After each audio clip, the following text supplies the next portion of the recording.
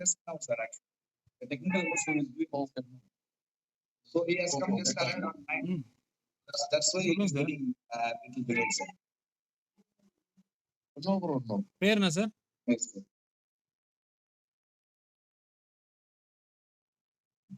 இல்ல யாருமே waiting I இல்ல. request all the archers and participants, you just mute your audio, except for the guests. எல்லாருமே participants எல்லாருமே உங்களோட ஆடியோ மியூட் பண்ணுங்க ப்ளீஸ்.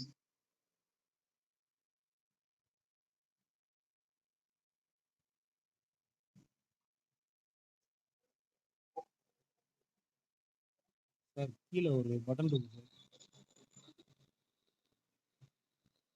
ஆடியோ வரலையா? இது அவர் நேம் பேர் என்ன சொன்னீங்க? உதயகுமாரா? ராஜேஸ்வரி உதயகுமார்.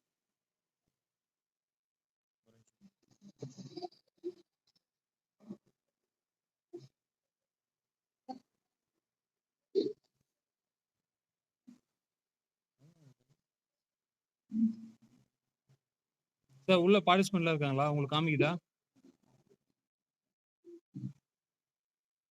அப்போ கீழே நீங்க பட்டன் அமுத்தும் போது என்ன காமிக்குது சார்?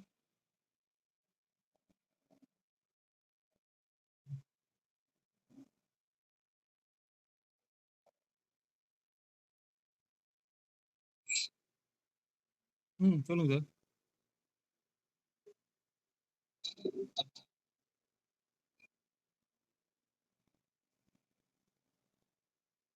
சரி சொல்லிடுறேன் sir. Kishor sir, Kishor sir, sir Kishor sir, are you there? Sir நீங்க ஸ்டார்ட் பண்ணிக்கலாம் சார். சார் ஒரு கொஞ்சம் டெக்னிக்கல் இஷ்யூ அவர் மொபைல்ல.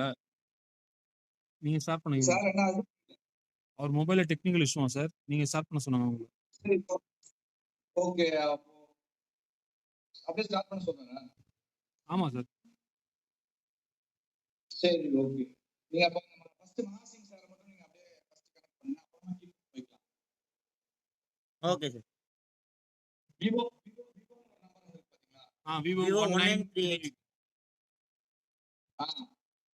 அந்த அது நீங்க நான் பேசுங்க. ஓகே.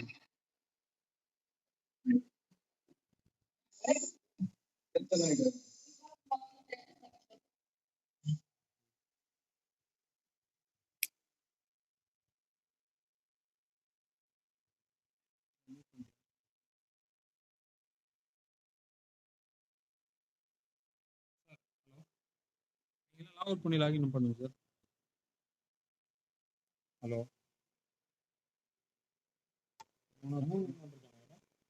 வரலையே?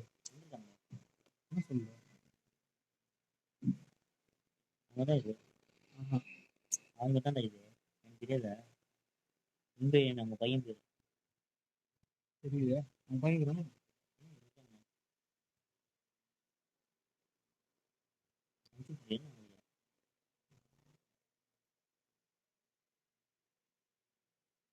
மாத்திக்கலாம்.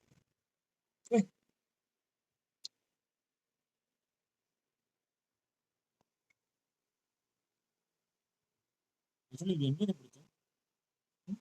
எங்க பிடிச்சேன்? அவங்க மேடம் வந்து ஒரு பிரிண்ட் அடிப்பார்ல, ஒரு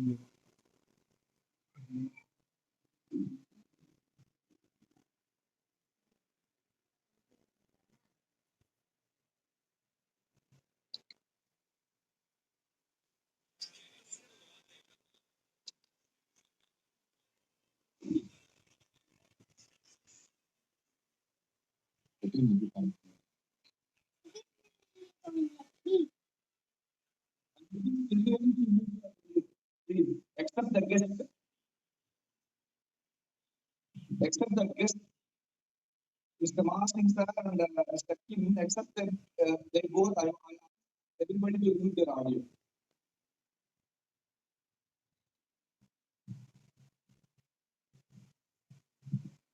Good morning, one and all.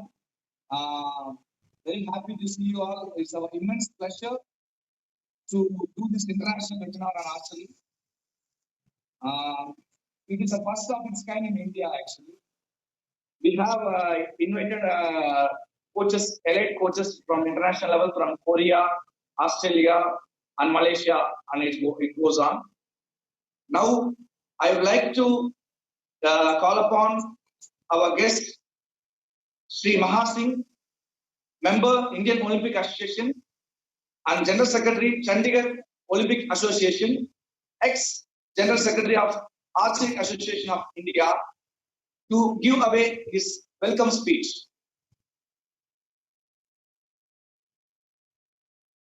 Thank you, Ashokji. Yes, Good morning, everyone. Good morning, everyone.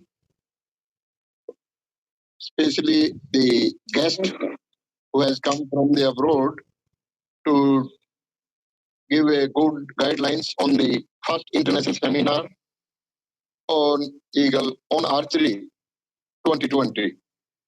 So this is my privilege to announce that this is a very good seminar, and it will really, I tell you, it will really improve the standard of the Indian archers with the help of Eagle Archery.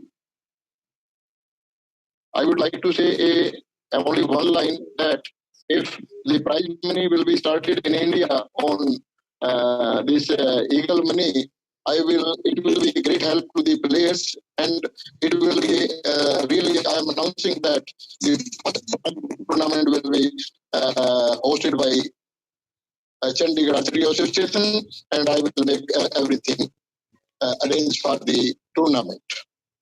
Next.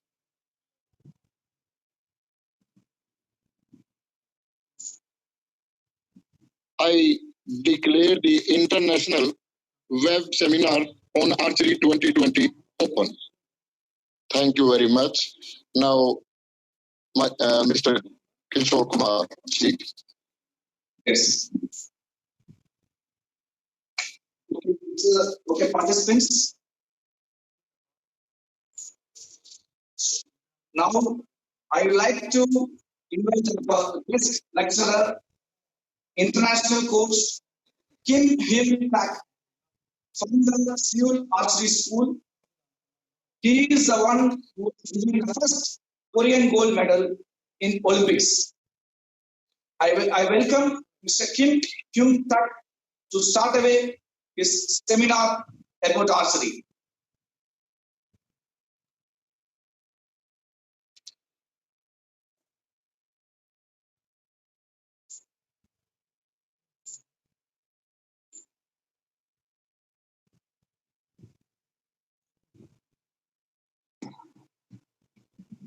Mr. Kim, I think you are online. You can start the webinar, sir.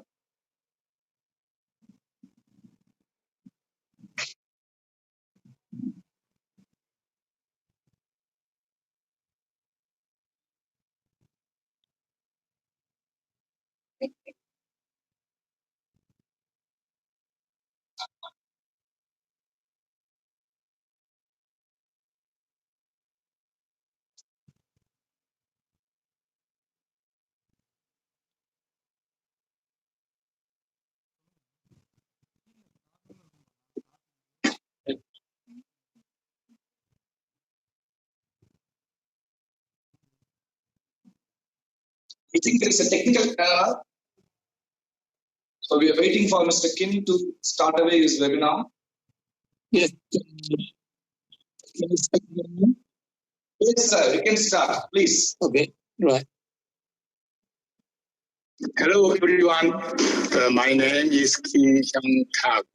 Everybody call me is Coach Kim. I like the Coach Kim. Maybe also you can call me Coach Kim. Now, COVID-19 is around the world. So we make the seminar that use the online system. But I think in these times, more hardcore is possible to get good seminar. Okay, this period, no game right now, right? So almost archer, they have training in the home or to your training center. Now we don't have the archer game.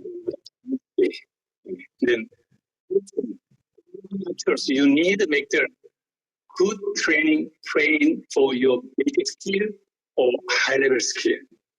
Because if you have a many games,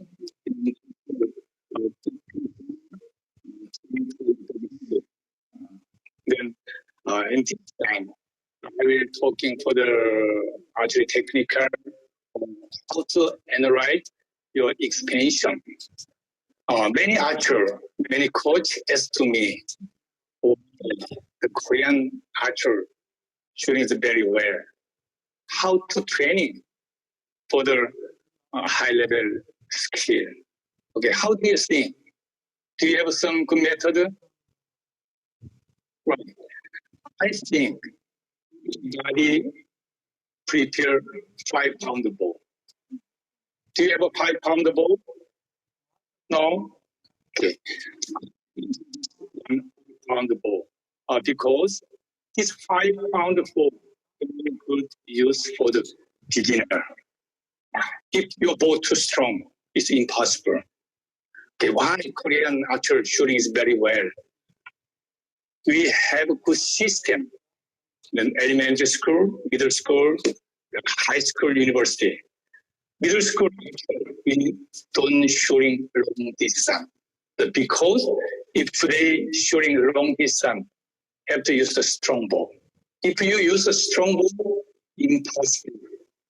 Get a good basic skill. Okay, I will introduce 5-pound ball. This ball is 5-pound ball. Maybe you can use the little finger. Also, you can drawing. Very soft, right? You can make the extra string. And then outside, you use the rubber band, right? The 2 position. Next, you under your ball.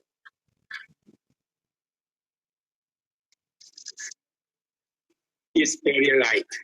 Maybe 5 years old, 4 years old. Also, possible training is 5-pound ball. If you use this ball, maybe you can hold 1 minute, 2 minutes. You can drawing the long time. During the drawing, you can change angle. You can make the good body position. You can training to release also. Okay. I think this is the good idea. Everybody make this one, right? Okay, I will first introduce the analyze of the basic skill. Okay, this basic skill really important for you. Okay, coach more hands. Okay, the width of the stand. Right. How do you think? Do you teaching or do you learn how to stand? How to teaching? Do you have experience? Okay, but this stand is decided body angle, right? If you stand left side, the right side, or too close, too wide, this is change the body balance, and then right? Then this stand is very important. Okay, this stand. Before long time ago, everybody liked the with the shoulder line, right? But now, many archers like a little bit more wide than shoulder, because now archery game is Olympic round. It's a match game. Match game we have many prisoners. You know, now archery game is missing game, the same play goal. The who don't make the miss is possible the one. And then a little bit more wide is have a waiting or too many pressure, but more stable. This picture is a Korean national team, the female team, the competition. The way you look like everybody more wide than the shoulder. This sales direction is decided body angle. Maybe everybody understand. Okay. Your direction should be almost time the same direction. Sometimes it will open. Sometimes this is decided your body angle, and then you need to be the same angle, right? It's very, very important. This stand, your shoulder position is very important. Why? If you stand a little bit open stand, maybe if you have open stance, but your shoulder line should be the straight, right? You make the open stand, and then your shoulder a little bit the bend to the bend. And then easy make the full draw, impossible make the full draw. Make the, when you release, maybe make the many mistake. And then this shoulder line with the stance line is really, really important. Okay, you see this archer is Korean the elementary school and high school university competition. You see this, everybody, almost archer like the skill stand. I'm very like the skill stands for the beginner. Beginner, they don't understand is good body angle. If a beginner, some archer use the a little bit open stand, or the closed stand, maybe they easy make the good body angle. And this body angle decided the balance. Then maybe you try, and then you need teaching for the archer the good the skill stance is very nice, right? Okay, this picture is Korean elementary school and then middle school, high school competition. They almost archered use the skill stance, but because the why we need to try the young archer give to the skill stand. Skill stance is possible make the body angle, right? Okay. This right side, this archer, I make the video top over angle, but his elbow line is good, shoulder line is good, elbow line very nice. But you can see the she's hip, right? You see the open stand, and then she's straight. Yeah. If you not make the your body center, sometimes when you're shooting, your hip turn to the back, maybe make their movement. Okay, I will show you the video. This picture is you can see his hip, right? During the release, his hip turned to the back.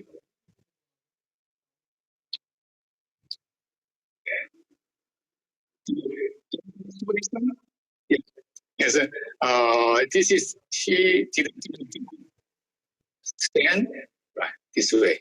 Everybody careful. This one. Okay, next one. You see his shoulder. Shoulder moving back with the hip together. Right. It's impossible to make the relate. Is Park Sung-yeon, Jung Mi-jin, Kibobe. Okay. How do you think this grip? This grip, everybody a little bit different. Right. Why the grip different? Do you know? Okay, you look your hand side. You look at your mom hand, and then your father hand. Everybody different. Someone very big hand, someone very small hand, someone very thick, someone very thin, and then everybody hand is different. But this both company, they make their both grip, not just for your archer, for you, right?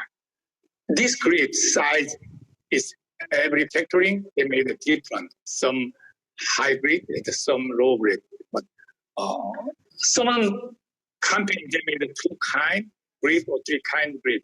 But this is not good, perfect for you, right? You still make your individual grip for you, okay? It's why this is very important. Its grip should be pressure point on the pressure point together. I will introduce you. Everybody understand this material? This is C. Right? It's a one stick inside about one kind of material, outside one kind of material. If you mix it, maybe make the soap, right? After make the soap, first make the ball. This ball, make the on the grip, the pushing, right? Use the epoxy, the first make the ball, and make the ball. You can use your hand, the pushing, right? And then you check your hand on the ball grip. Next, when you prepare again, you can make this one. The archer's grip on the ball, right? You check this angle. The angle should not too higher, should not too lower. There should be pressure point under your grip pressure point. This I will explain again. Okay, after check, but should not pushing too much, just a check.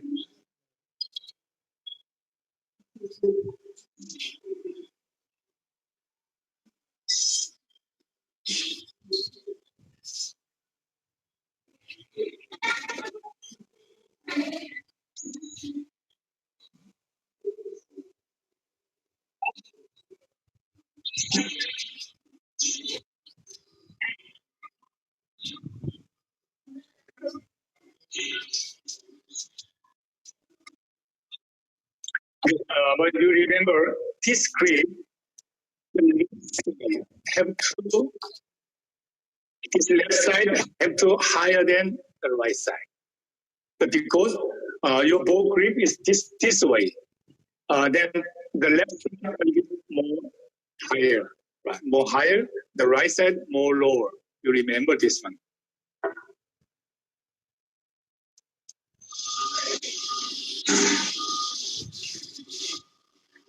Okay, after finish,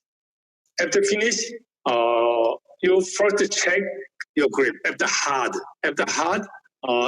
you're shooting or drawing. After drawing, if not comfortable, uncomfortable, your pressure point not on the pressure point. You need a little bit the sand, right? The repeat and the drawing again, the repeat, drawing again. You can find it perfect your ball grip. Okay. I will introduce this pressure point. This is pressure point, right? This pressure point is very important, right? It should be this one. But about 40 years ago, 50 years ago, everybody pressure point here. And then this time the pressure point, because and this time we didn't use the clicker. No use clicker, everybody the high grip. The high grip is pressure point to the pivot point, right? But now we need expansion because we use the clicker. If too high, any expansion, you make the movement, right? It's not easy to make the comfortable expansion, not easy to make the good balance, right? Okay, then this pressure point, this part pressure point, right?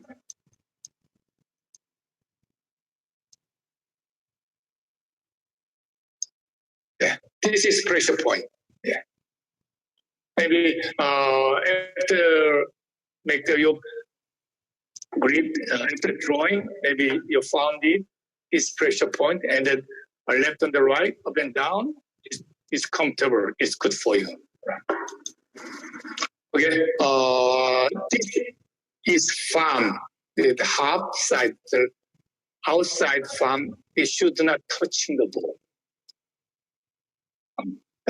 This farm, many archers have the touching the ball. Why do you know? During the beginner, they didn't use the ball sling. If not use the ball sling, your ball, hold your ball, right? hold your ball, you're still touching left side is from touching the ball. Right. If you ever hold the ball, your forearm, impossible, turn the forearm. If not turn the forearm, your shoulder, impossible like the good power and good strength. Then during the beginner, you still use the ball sling. It's good for the ball jumping, also good for the make the perfect grip. Yeah. This angle about 45 or more 45, just no touching. This thumb should not touching, right? So maybe if you have a touching, this is you made a mistake. Okay. Do you have any question? I see it's online. I'm sorry. Impossible. Okay, I will make the answer and the question. I will make the time, right? Okay. Next, hooking. Okay. Do you have a training for the hooking? How to make the hooking? So if you're a beginner coming your archery club on your school, just give them, use a 3 finger, the drawing, your ball, maybe only you teaching this one. But this hooking, you have to good teaching. Okay, I will introduce how can train for the hooking. Yeah. I will introduce the training for the hooking. But almost the coach they give to the ball to the archer.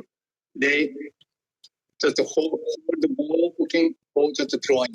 They don't understand how to hooking. The first is hooking, right? Your 3 finger, give me 3 finger. Okay, good, right? Understand, right? Yeah.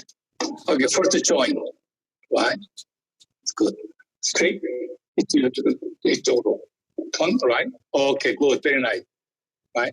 Touching is good. Okay, relax. Okay, right. It's all relax. Yeah, touching, little finger touching. Right. This is perfect hooking. Do you feeling? Yes. Now, do you showing this one? Yes. Yes, oh, it's good. Okay. You hold the ball, continue. Right. Right. Turn to the this way. This way. Yes. Yes, this hooking. Yes. Okay, you drawing. Drawing. Okay, coach drawing. Yeah, this relax inside. Touching is good. Right. This is perfect hooking. Maybe almost beginner, very easy learning. Okay, next drawing, anchor. Yes, good. 3 more. Okay, under the right. The somature, this joint is relax. Relax. Right. Yes. Good. Okay. This method is very easy to make the training for the hooking. Right. Do you understand? Okay, thank you. Okay, do you know why this hooking is very important? This hooking decided your release. If not make the good hooking, you're impossible make the good direction for your release. Yeah, good balance for your release. Then you still make the good hooking. Also, this good hooking helps to the good extension balance. Maybe everybody understand this extension balance is very important, right? If not make the good extension balance, arrow will be make the many mistakes. I will introduce the video. Okay, the before video. I first hooking index finger and the middle finger, maybe almost the first joint. Yeah. It's a ring finger. You make the first outside of first joint, but should not too much outside. Right. If you make it too much outside, you make the mistake to your arrow. Maybe so much, maybe you have experience. If your finger start slipping, start pushing, arrow missing to the left side, 6 or 7 or 5 point. maybe you need to understand this mistake on your finger, right? And then if you too much outside, sometimes the expansion changes too long. You start slipping your finger, right? If you were during the windy rain, just slipping. And then too much outside, impossible make the good arrow flying. Yeah. If not make the good arrow flying, or really mistake, arrow missing the very big, sometimes the 4, 3, 7 point. Okay. Then highlight a little bit. Yeah, this position. Okay, I will introduce this video. Okay, after drawing, you can see that this nail about 20 to 50% is your front. You can see the nail. Oh, it's good. You cannot see it's inside too much, but you can see 100% is outside too much. Maybe if you check this one, you very easy understand. This natural Park Sung-hyun one. I really like this Park Sung-hyun shooting form. This Park Sung-hyun, she made a world record, 14.05 score. Maybe I think not easy broken the scoring. After make the score, I made a video or the picture that I was analyzed. Second shooting is the balance, the release, the hooking, the ball jumping, the body angle, really, really good. Right, and then that's the record. Okay. Next one, this archer. Okay, everybody understand who is she? Do you understand? Yes, it's keyboard. Yes, you want the Olympic gold medal? Yeah. Okay, some archer asked me, his keyboard, his hooking is very much inside. I will try. Okay, if you want to try, you need to make the release with the keyboard the same release. It's possible. Keyboard release is very to the inside, very straight. Yes, inside, very fast. Then no mistake. Right. But if you don't make the good release, you impossible. You have to make this hooking. You make many mistakes. So you careful this one. Right. Okay, Kim Woo-jin. Right. Maybe you see the Kim Woo-jin, his nail. But we can see the 60, 50%, right? But a little bit outside of the other archer, but he no use the finger during the expansion. He only used the scapula. And then his finger power all same during the expansion time. It's very important, right? Okay, maybe you see this archer's hooking.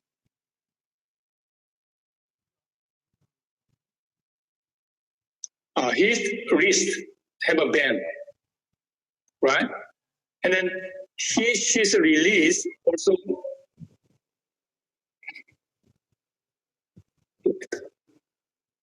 his release. Because this region is on the hooking. If she changes the hooking, it has to make the full release. Right. Hooking is really, really important. This archer, maybe everybody understand, right? The Kubon Chan, the Park Sung-hyun. I'm very like this hooking. This little finger, the pinky, a little bit bend, but not too many power. Just at the bend, touching the ring finger. Right. This is prevention. You make too many power pushing to your finger, right? But together you can make all the same powers. Okay, do you know this finger, this thumb, this index finger, how many power? You know? And then this middle finger, and then ring finger, how many power? You know, so some could say the 50, the 30, 15. They told me, but how can test? How many power? Do you have some method? No method? Yeah. Okay. This power, impossible test. But this is, if you make the good elbow angle, decided your finger power. Okay, everybody, hooking your finger, right? Okay, everybody, like you're on the bed, right? Woke up. You're drawing, elbow moving up, up, up. Your finger moves to the little finger. Okay, your elbow down, move to the index finger. Then your elbow angle decided your finger power. But when you're drawing, you should not separate. You should not thinking how many power all of the finger. Just the same drawing, you make the elbow good angle. You can make the perfect. But after drawing, the more power in the middle finger, like the index finger, make the ring finger. But you don't need the thinking. Yeah. But this archer, this one, before change the hooking. This is after change. This archer hooking too much, turn to the outside. Right. And then if you this archer turn to the outside, the release direction this way. But after change the hooking, he can make the good direction. Right. He's a release. The problem not on the release motion is problem on the finger power. Later is release. Everybody understand. Okay. You see this left archer. She have a bend the wrist. Yeah. The Baksanyan straight. Okay. This archer before he tried 2 years tried changing this angle, but he didn't change. But I made change 30 seconds. I made. Okay, let me show you how to make. Okay, you see my finger, my wrist is the same. It's a bend. Okay, now I will change. It's a straight bend. Is a finger too much outside? Made it this one, right? Make the it's also make the straight, right? Then hooking is really, really important. Okay, so much worse. This thumb under the on the ankle plate, right? This should not on the ankle plate. Because if you do this one, you cannot make the good elbow angle with the ankle, right? How to call this one? Do you know how to call? Ankle plate. This is for the ankle, right? And this finger should be under the ankle plate. Next, this ankle plate under the chin. You can make the perfect the ankle, right? You remember. Next one is pinky. Little finger should not bend too much. Okay, everybody check. Then at the bend inside, right? Next to you, hooking is very pain, right? Like uncomfortable, right? You try this one, like inside, this one. Maybe you have a feeling on the arm, right? Okay, this should be straight, cannot inside too much. The next one, these two fingers, the thumb and the little finger should be relaxed. You have to relax, it's good. You should not too strong power on the thumb, on the little finger. Okay, next one, the setup. Okay, many actors make the mistake during the setup. If you make the mistake during the setup, your body angle will be changed to your body angle. Okay, first I will show you this video. This archer's name is Im Dong-hyun. Im Dong-hyun is very famous. He's very the good archer, right? Okay, he is doing this at the setup. Next.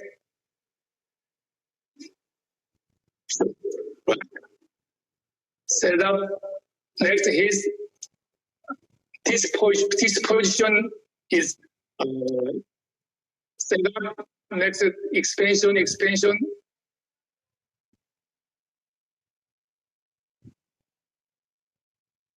shoot, right. After setup he no moving the both sides, right? Okay, but this archer, you remember this archer, this Furukawa, the top of the Japan archer, right? At the drawing, before drawing, one side continue moving this way. Right, so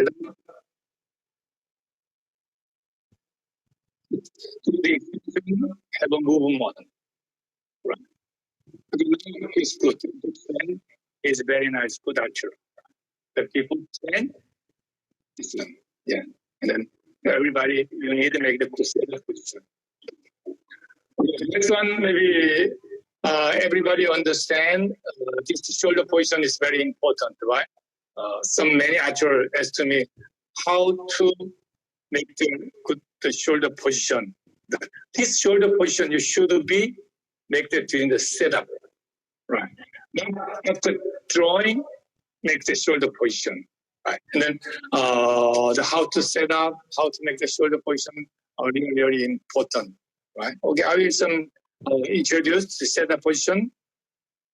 When you set up and you're drawing about 10 centimeter, right? A drawing during the 10 centimeter, you try your bone come to the inside, make the shoulder straight. At the drawing, if you have space, it's not correct. Then set up, turn the bone, shoulder. This period you need to decide it. Next, during the drawing, no change the both shoulder angle. Right. I will show you the top of the archer setup to be everybody understand. This archer, the Maya from the Denmark, he won golden medal 2013 World Championship. Okay, see this setup, right? During the setup, the body center is straight. Yeah. So elbow angle, the more higher angle, right? Right.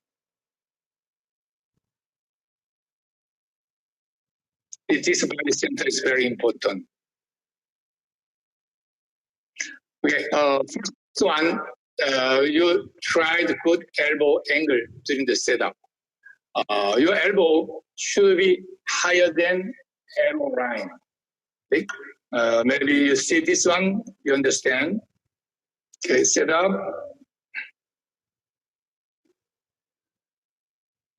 Right, this elbow angle. Okay, you should be higher than arrow line.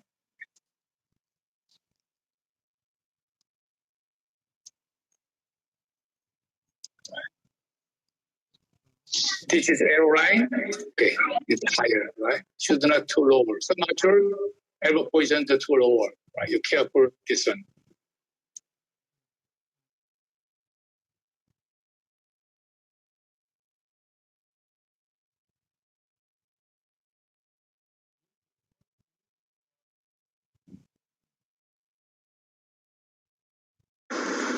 Okay, next one, set up the body center.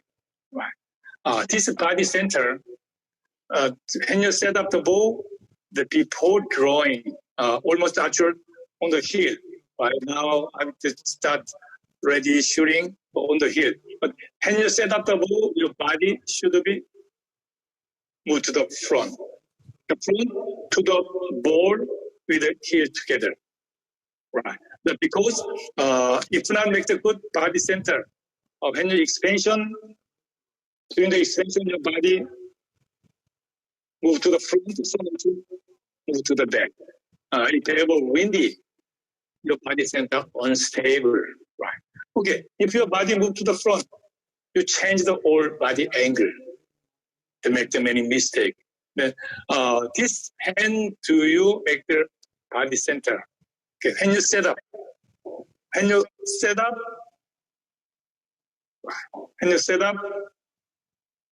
a little bit front, not too much, right? Just move to the ball, but you have a power on the heel to the ball together. Right?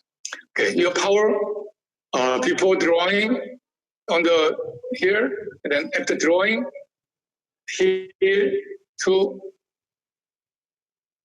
ball together. You cannot move to the toe, right? And so much, hip too much to the back, and then chest moving up. Why? With several reasons, but first one, bow too strong. If bow too strong, everybody during the drawing, right? Your chest up. If your chest up, your hip is moving back. Right. Second one, you breathing, make the mistake. Before many archers, okay, I want to be shooting. And then before shooting,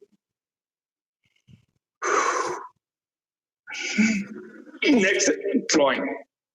And then your head moving up, you fall not on the bottom. Yeah. Okay. And then after drawing your position, the front, then the center, right? It's correct. Yeah. They should not have the position in the back. Okay, next one, aiming position during the setup. Do you have aiming during the setup? Many archers don't have aiming during the setup. Why? This is very important. Okay. If you don't make the good setup position after drawing, sometimes aiming the lower, aiming to the left, aiming to the right side. Then if you're aiming after drawing, if you are aiming to the left or right side, maybe at the angle, you need moving to the center. Then when you set up blue, it's more stable, you're aiming during the anchor. When you set up blue, next drawing yellow, right? You can more consistent your aiming position. Okay. Next one, if not make the in the center, a little bit left, right. Then after drawing, you moving up, doing the moving up, so much like the release. After surprise, they made the target panic. Many archers cannot make the aiming in the center, aiming the lower. If you want to moving up, but moving up, both sides have a moving, unstable. That's a mistake. Then set up, blue, drawing, yellow, expansion, shoot. It's more stable. Okay, this archer, during the setup, here, next, the bow shoulder moving back. This reason because he didn't make the good shoulder position. If you moving back, change the draw length. If you change the draw length, change the expansion time. If you change the expansion time, most of the time, you cannot make the good balance, right? Yeah, sometimes too fast, sometimes too long, right? And then this shoulder is very, very important for the your expansion time. Okay, this time. See this one? Okay, during this time, right, like this one. Yes. It's good shoulder position. But now, we actually can, you cannot hydro. Maybe everybody understand. If you hydro, it's a mistake. Your arrow going to on your house. Because now archery game or in the downtown final game, especially in the compound, the mistake. Your friend house sometime arrow this way. Then should not hydro, but this hydro also not good help to the shoulder position. Then it makes a good angle, good aiming position during the blue. Right? If you have a blue, you can make the good shoulder position together. Right? You remember why is many archers make the hydro? Because during the younger, they used too heavy ball, too very big stabilizer, too many weight, not easy make the good, smooth technical ball. Used make the hydro. Okay, and your teaching for beginners should not use too many weight. You remember this one. Park Sang-yeon, right? All right, draw. She decided shoulder position. You see the shoulder? No moving. Right. No moving. In the extension, no moving. No moving. Right? Okay. You see the slow motion?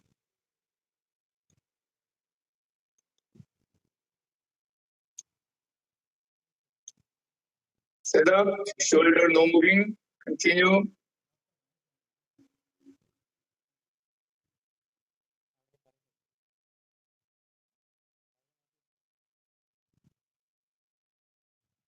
Yeah, it's very nice. Right, this is set up, the anchor, right, this way. Next, the anchor.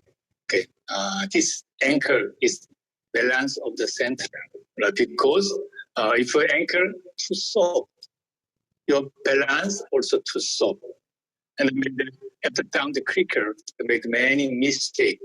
Then how to anchor this? Because anchor are the more higher, the lower, the more back, front, decided arrow grouping. The first one, it should be almost on the same anchor. It's really, really important, right? This Park Sang-yeon is during the Olympic game. Okay, maybe you see the one line on the chin, right? It's because he's very good pushing. She made a good anchor. This anchor line. Some amateurs anchor during the anchor, drawing the down. Some amateurs drawing the outside, right? This I think this draw line with anchor that you use the right eye. Set up also right eye. And then drawing, use the right eye, like the anchor. I think I really like this way. During the anchor, during the setup, your hand a little bit higher here, right? But after drawing, during the drawing, anchor line, a little bit down to the anchor to the chin. Okay, after setup, right, setup here, drawing, lower, next anchor, right? Well, this space, some a little bit one finger, drawing one finger space is no problem. But I like anchor at the Thailand. Right? You see that this archer, anchor line, by Park Sang-yeon, drawing, direct, not the down, right? That anchor this way. Is Marcus. His before he was too lower. That after change, the anchor line is very nice. Dialect. Before he was the down, the too much down, but now after change, most of it drawing down. The why? If you're drawing too lower, change the drawings because this lower distance, the direct distance is different. And then if you have it down, you still move the control your head, move to the front. And then this draw length, extension time is unstable. One example, this archer,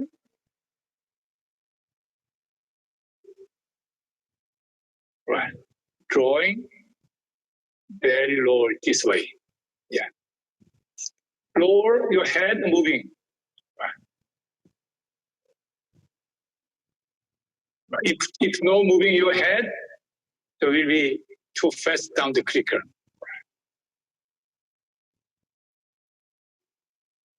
I cannot make this one. Okay, this one. Right, this is Park Sung-yeon. Drawing. Anchor line. Direct, right. I'm very right. It's right.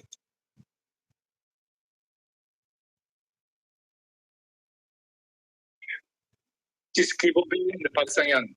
The two archer, not only two archer.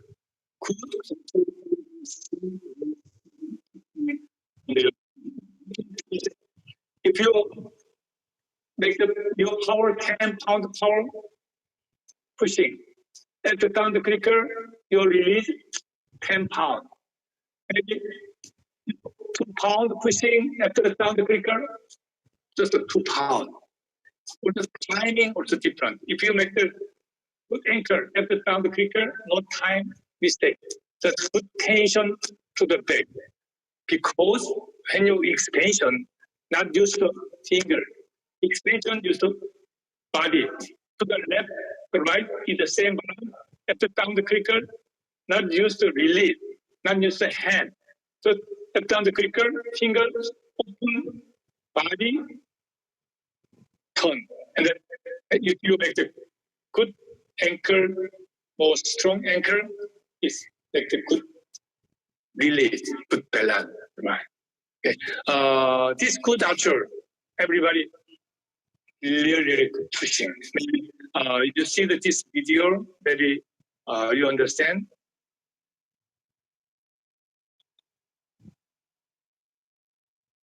Right. Not only touching this one, pushing, right? During the pushing, you can see his elbow. Right. Right. With the elbow together. Right. Anchor not used only hand. You use the elbow together. Not only use the hand. You remember this one. This keyboard, you see this one, drawing, use the elbow with anchor, pushing. It's good tension. Yeah, maybe you see the sheath release. To the not open.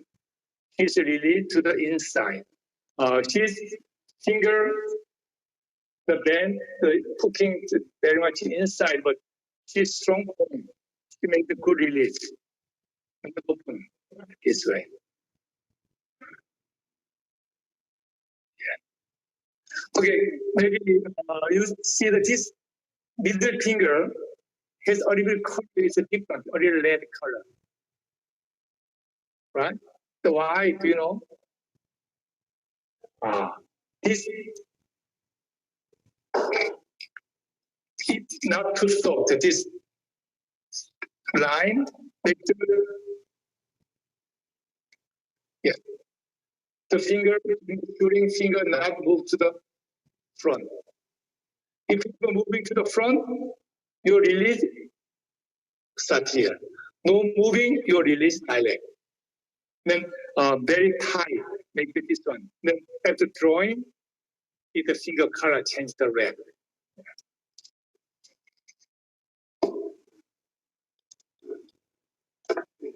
This 박상현. Yeah. They're pushing this way. Okay, next one, this on the board. Okay. If the left side is correct, right side is incorrect. But why we need to turn the ball? The next one, at the drawing, at the anchor, we still check the full draw, right? This full draw, maybe 30 years ago, now, before 20 years ago, or a bit kind of different. Okay, this 1, 2, 3, 4, 5 angle. Yeah. This is 1, 2, 3, 4 angle. This is 1, 2, 3 angle. Now we have a 3 angle. Before we used the 4 angle.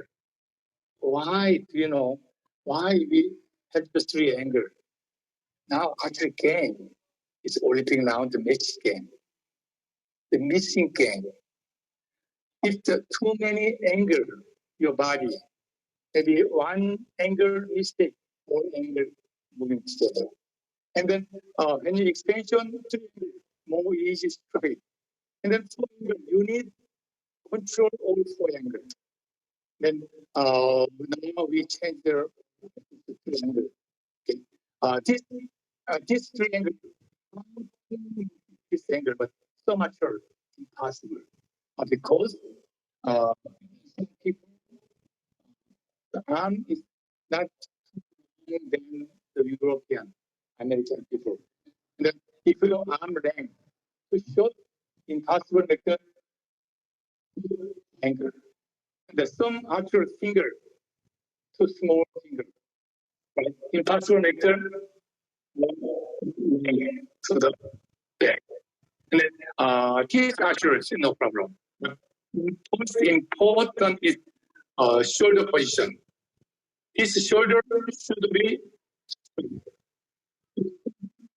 not straight. Impossible to make the triangle, right? This actual is a shoulder, right? If your shoulder, this is a back, it's impossible. The shoulder, make it straight.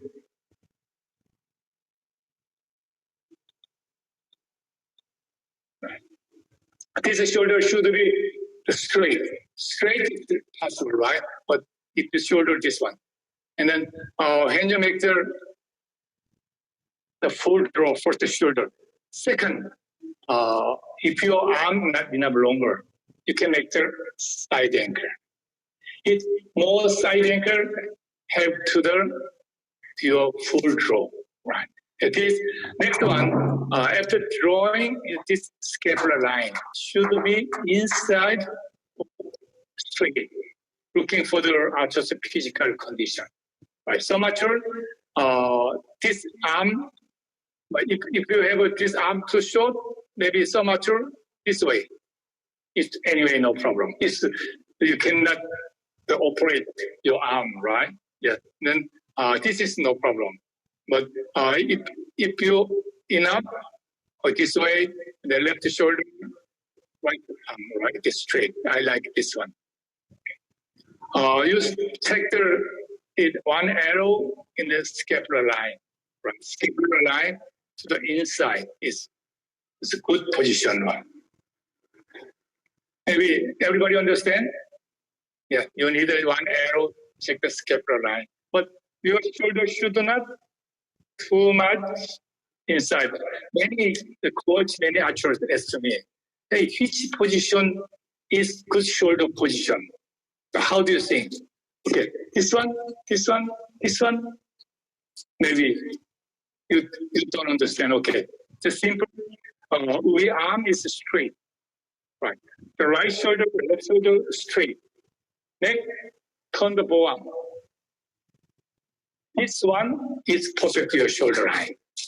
Right? If you this way, turn this way, but your up is too much. That's great. It's very nice drawing. Okay. Okay. This is the ball, right? The ball angle. The many archers made a mistake. Kill the ball. Right. It kill the ball. It decided arrow direction. If your ball tilted too much the left side or too much the right side, your arrow grouping is many different. One example, if you have this one arrow hit to the chain, at the chain this way, your arrow hitting to the right side, red or white, and the blue. And then this is very important. Now, many archers made a mistake. Tilt to the left side. This reason, the first reason, you didn't turn the ball. The ball tilt to the left side. Second one, your body, and you set up body set up moving this way. Ball tilted to the left side. If your ball tilt to the left side, your ball continue moving to the left side during the expansion. Yeah. Right. Why should not move into the left side?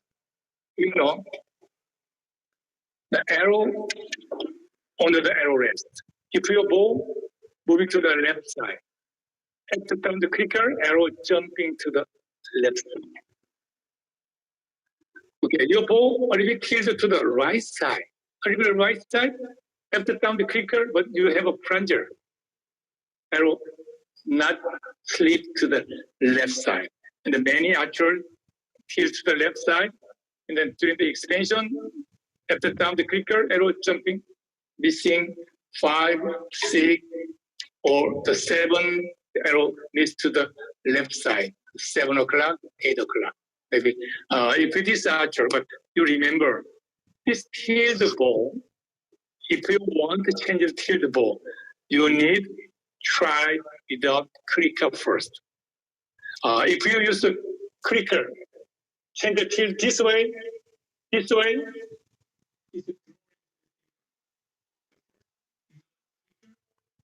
the tilt the ball, next you decide it, again, is clicker position, the arrow length. It's more easy change. When you're teaching the body angle or ball angle, you see without and then you use the light ball. You should not too strong ball. Should not use the individual ball. It's too strong. And the first light ball, first check the good body angle.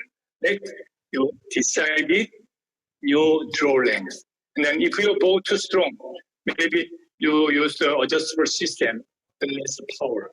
Maybe 2 power, 3 power, makes the after drawing, make the good angle. After training, after 1 month, turn the one. After 2 months, turn the one. After 3 months, turn the one. Maybe you can go to the original your position. It's more easy change the bow angle. Also, you can use this spear string. If you use spear string, after drawing, you have a time, the 1 minute, 2 minutes. You can see the ruler, okay, this way. But if you go too strong, not in the shape, then this spear string is a very, very big help. Maybe everybody understand how can make this one, right? It's easy. It's one line, on the outside one line. Okay. It's the rubber band. Yes, the rubber band. It's a rubber band. Yeah. But you careful, it's good here. It's not good with the point. It's the rubber hitting to your face. Careful this one. Maybe some archer, hey, Coach Kim say make the spear string. The spear string hitting to me. They're angry. You should not angry to me. Okay, next one, aiming position during the anchor. Maybe everybody understands, right? Drawing, set up, blue, and then drawing, yellow. Okay. Blue, yellow, expansion, shrink.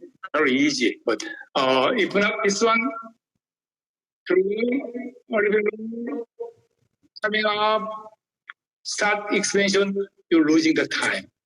Someone,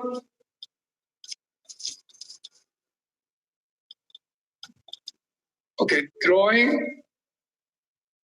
And here, the moving to the right side, moving to the left side. Sometime during the moving, down the clicker, the surprise. After surprise, make the target panic. Don't have a confidence. Many actual expansion time change too long. The why, do you know? Because he didn't make a good in the center. After drawing, moving to the center, next prepare expansion is losing 1 second, 2 seconds, too long time. Okay, next one, string position. Okay, this string position is really, really important. Why important? Do you know? Okay, this string position, the left side, arrow grouping, where? You know? Yeah, the right side. String position, right side, arrow grouping to the left side. And then first one, string position still have the same. Next one, this string position decided your head angle. Right. If your string head angle move too much front, your string moving to the left side. Your head angle back too much, string position move to the right side. Then if you make the good straight anchor, take a side anchor, reverse side anchor, you can make it on the riser. Yeah. This string position is both sides is clean. But it's not clean. It's bloody. It's pudgy. But it looks like it's small, this one, right? But we need to see the same time. Okay, this string position is a bit bloody, or a little bit pudgy, the small this way, not clean. But both sides still clean. At both sides clean, but you see the string with both sides together, same time. That goes for the beginner, the high-level archer, maybe if not see the string, maybe string position will be changed. If you change string position, you also arrow grouping the left on the right side. Okay. During the expansion time, also to see the string alignment. String have a moving during the expansion time because the head position it have already been moving left, moving the right, string position moving together. But I like the string position on the riser. But some archer string position in the left side. Some archer it's the right side. Okay. If you string the right side, arrow grouping to the left, and then your both sides too much move to the left side. If you string to the left side, your arrow grouping to the right side, and then your both sides also too much inside. Impossible make the good both tuning. And then some absolutely use the plunger, make the very steep, make the steep, make the this both side move to the outside. Yeah, and then with the riser or even left side, the center or even right side is no problem because this riser is forever no moving. The song, the same position with both sides. Okay. Maybe you have experience. You're shooting the long distance or short distance. Your string, your both side, a little bit left on the inside, outside, maybe a little bit different, right? Then if you're both sides, 30 meter here, you string here. 70 meter this way, you string here. You have different position with the two distance. If you string different, your head position, change the head angle. If you change the head angle, you change the shoulder line, expansion line. And many different feeling. Okay, next one, after bow tuning. Okay, can you turn here after bow tuning? Your both side a little bit inside than before. Your string still moving together. You change the angle. Or sometimes you change the arrow, you change the bow. Your both side is moving to the left or right side. You impossible make the almost same position. And then I don't like the string with the both sides. If you see the this with the riser, maybe you can make the almost the same. Do you understand? Yeah. Okay. This is a different string position. It's a one archer shooting the same angle, but this archer shooting, one archer shooting here, the same archer string position, the more right side in the center. The two arrows, different string position. Right. This archer, same archer, same angle. I made the two videos. This string a little bit left side, this string a little bit inside. Right. This one, maybe if this one in the center, if this arrow will be left side. Any archer. I was check the string position, string the expansion, string position one, left one moving to the left, right side moving to the right side. This arrow pointing the left and the right, left to right. Okay, maybe you remember this string position is very important. Okay, next one is analyze the release. Maybe you understand release is very important, right? Okay. This archery, if you do not learn good release, this scoring almost the same. You're shooting 10 years, you're scoring stop 310. You cannot make the high level. Okay, maybe some archers say, Coach Kim, when I shooting during the practice, I made a good scoring. But during the competition, I made many mistakes on the release. Many coach, many archers, this one. Because they didn't do good learning release during the beginning. Okay, the coach, when you're teaching the move, you need good teaching. So you need more time to give to the training for release. Okay, the first one, release direction, distance, timing, the release elbow angle, the elbow movement during the release. Okay, I will some introduce is what is good release. I'm very like the Park Sang-yeon, this release, right? Drawing his release. During the open finger, his elbow now moving to the forward.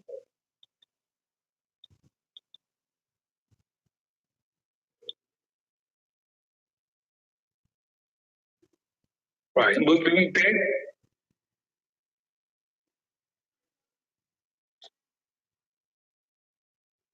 And also we can check the finger.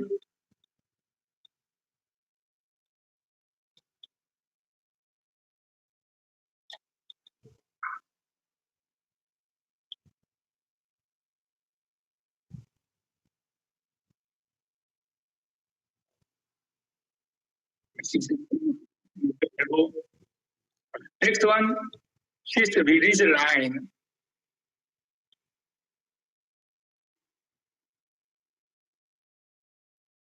straight.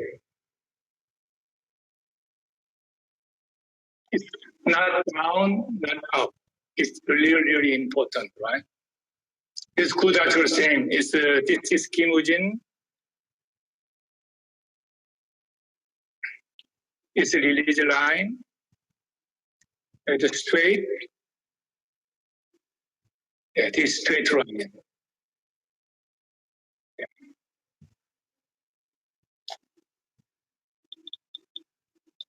Do you know who is he? Kim Woo-jin. She's very younger.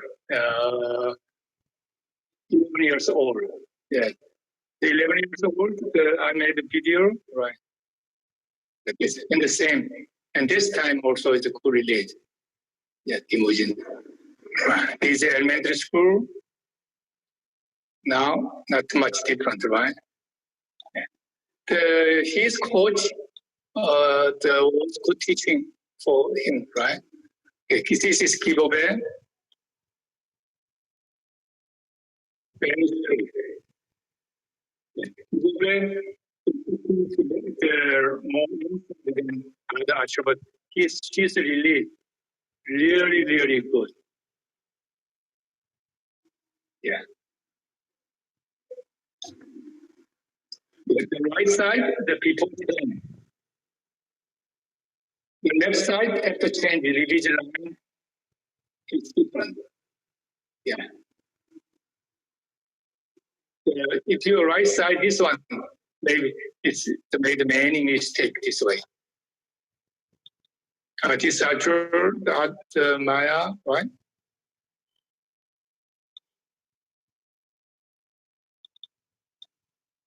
Okay, this one, this archer, you see this archer release. Right, release, start the down. Right. Yes, it's when you're teaching for the young archer, you should be straight. I will introduce a little bit later how can train the release.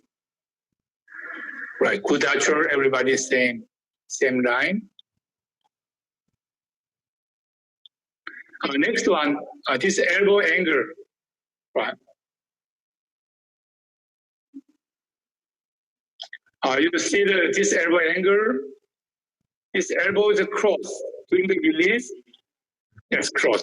This elbow should be cross. If you have a cross, impossible your elbow move to the front after down the quicker. This angle is very, very important, okay? This one is before release, the first of free training. Okay, next one, release elbow angle, right? This angle, drawing during the release, elbow more close than the full draw, okay? Maybe you see this video, do you understand? Okay, this archers, the giveaway, okay, drawing, angle is 24.5. Okay, during the release, this arm about this one, right? This length. Okay, next. Drawing more cross. Yes, it's very important. Okay, you see this one. Here she's elbow, elbow, cross. Yeah. Change this angle. Right.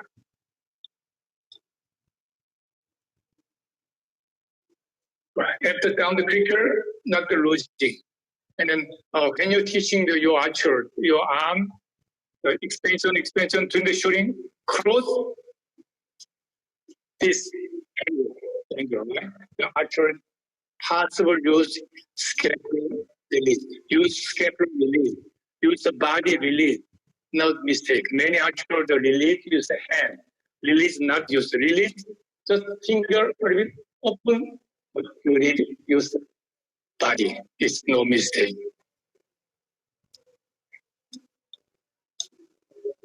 Okay, this 박상현. Yes.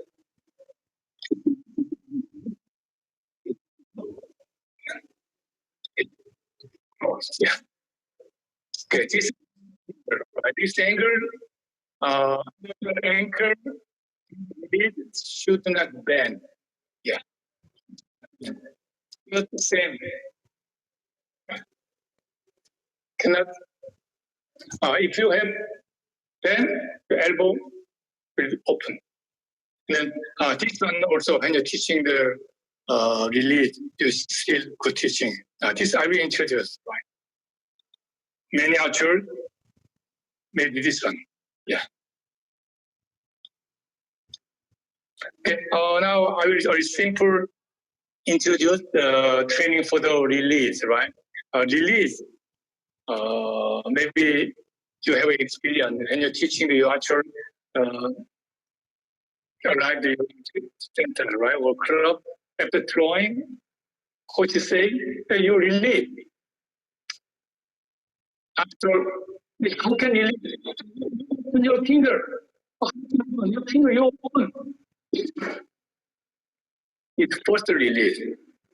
If first release, mistake is forever. First release, have the successful mechanical release. Then you first teaching the finger feeling first. Okay, you use your finger on the archer finger. Okay, 1, 2, not open, just release. 1, 2, 3, 1, 2, 3, and then you use the finger for the use the ball. Just drawing about 20 centimeter. 1, 2, 3. Okay, this part is no moving. Just finger, the slipping to the finger. 1, 2, 1, 2, 3. Okay, this training. Archers understand 1, 2, 3. So 1, 2, 3. Neck anchor. 1, 2, 3. The beginner should not you will make a mistake. The elbow will be down. This elbow angle during the release, this angle is very important. You should be close during the release. If not close, your elbow moving to the forward. If your elbow moving to the forward, release also losing to your release. And then you cannot use the scapular release. Okay. This actually 기법에 the before the anchor 20.4, 24.5 by doing the release 23.2. Change the angle, right? The good everybody good archer, everybody same. Maybe you see the 박상현, you see this part.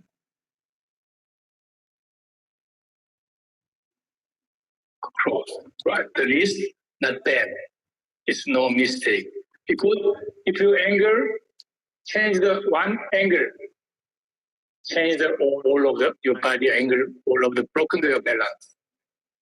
Korean in the middle school archer, you see that this one, everybody make a good follow through, also good ball jumping.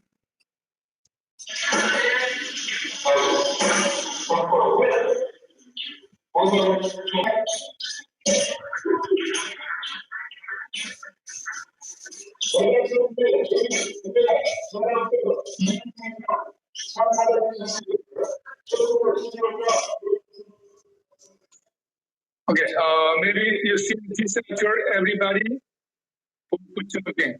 But the first archer, ball not hitting to the leg, not hitting to the thigh, right?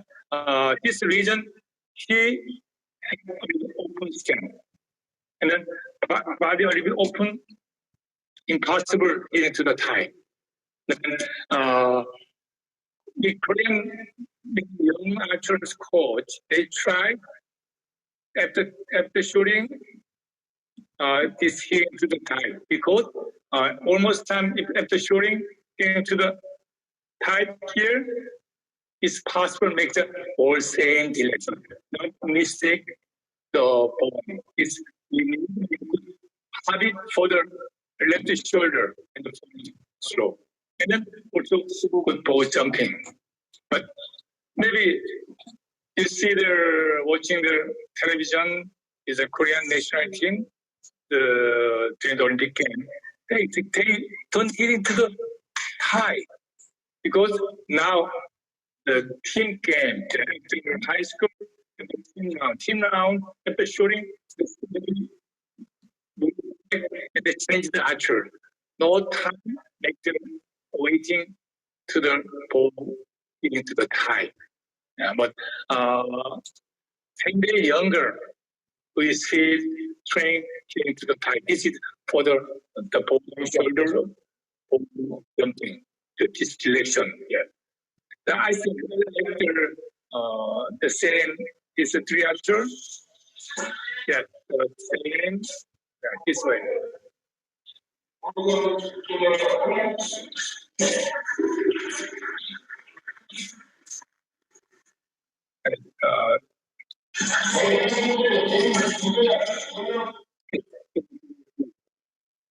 Every time it's possible to make the same.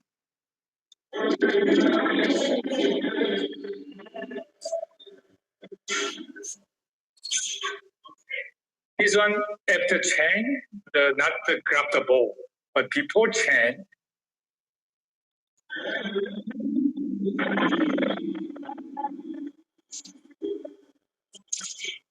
Yeah, on the hand, but because you use the finger to grab the ball, right? It should not grab the ball. Yeah.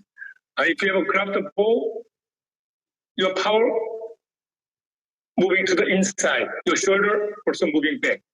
Yeah. This one I will explain again during the energy expansion. Right? Okay, everybody understand the very simple in the speaking for the basic skill. Actually, it's a technical, right? This material we will be talking about 6 hours. We don't have not too much time for the online seminar. Everybody make their good teaching for your archer. Do you know who is best archer? No, who is best coach in the world? Do you know? Me? No, we don't have a best coach. Last Olympic game is man gold medal coach. He is last Olympic game man team best coach. Future next Olympic game as the world championship. After 10 years, you don't understand who is the best coach. If now you could teaching for your beginner, make a good basic skill. After 10 years, you will be best coach in the world. I hope everybody try to teaching for the basic skill for your beginner on your archer. Then I hope everybody good health. Enjoy your archery. Thank you very much. Thank you. Hello.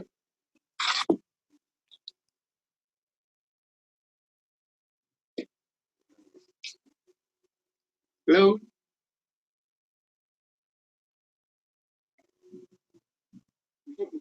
Hello. Hello. Hello, Kim. Yeah. Yes, Manivasalam sir, doubt.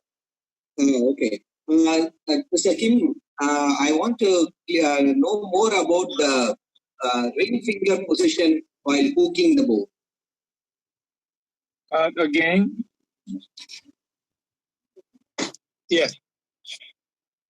Hello. I want. Yes. Can you? Yes. Yes, I think he understood. I have a doubt in the ring finger. Yes. Okay. So, what's the position? Either this is right or this can be used in such a way. Okay. This is first finger, the index finger, and the middle finger. It should be first joint. Next one, ring finger, a little bit outside the first joint, but you should not turn to the outside, turn to the too much. It will make the good cooking, and then you stay straight. So remember, right? Yes, right. And string position should be straight here, or it can be straight on the side. Oh no, because with the Asian people, his arm is not too long. And then if we want to make the full draw, a side anchor is help to make the good full draw. And then more easy make the good release direction. Okay. Yeah, but should not too much. You should be string a little bit side anchor on the mouth, but string center of the nose. Yes, right. And then your string alignment on the right jaw is very important. Okay, fine. Thank you. You're welcome.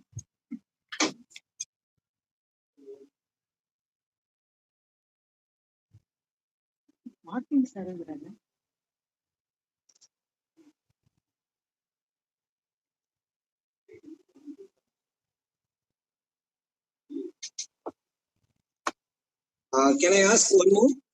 Yes. Yes, please.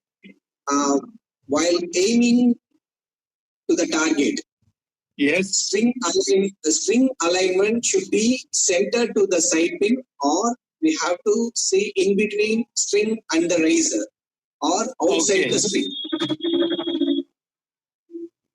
Okay, so this string position should be on the riser is good. Because this on the riser string with on the riser, however, no change the angle. But if you want to see with both sides, if you string alignment moving together, the best aiming string alignment with the bow riser is best.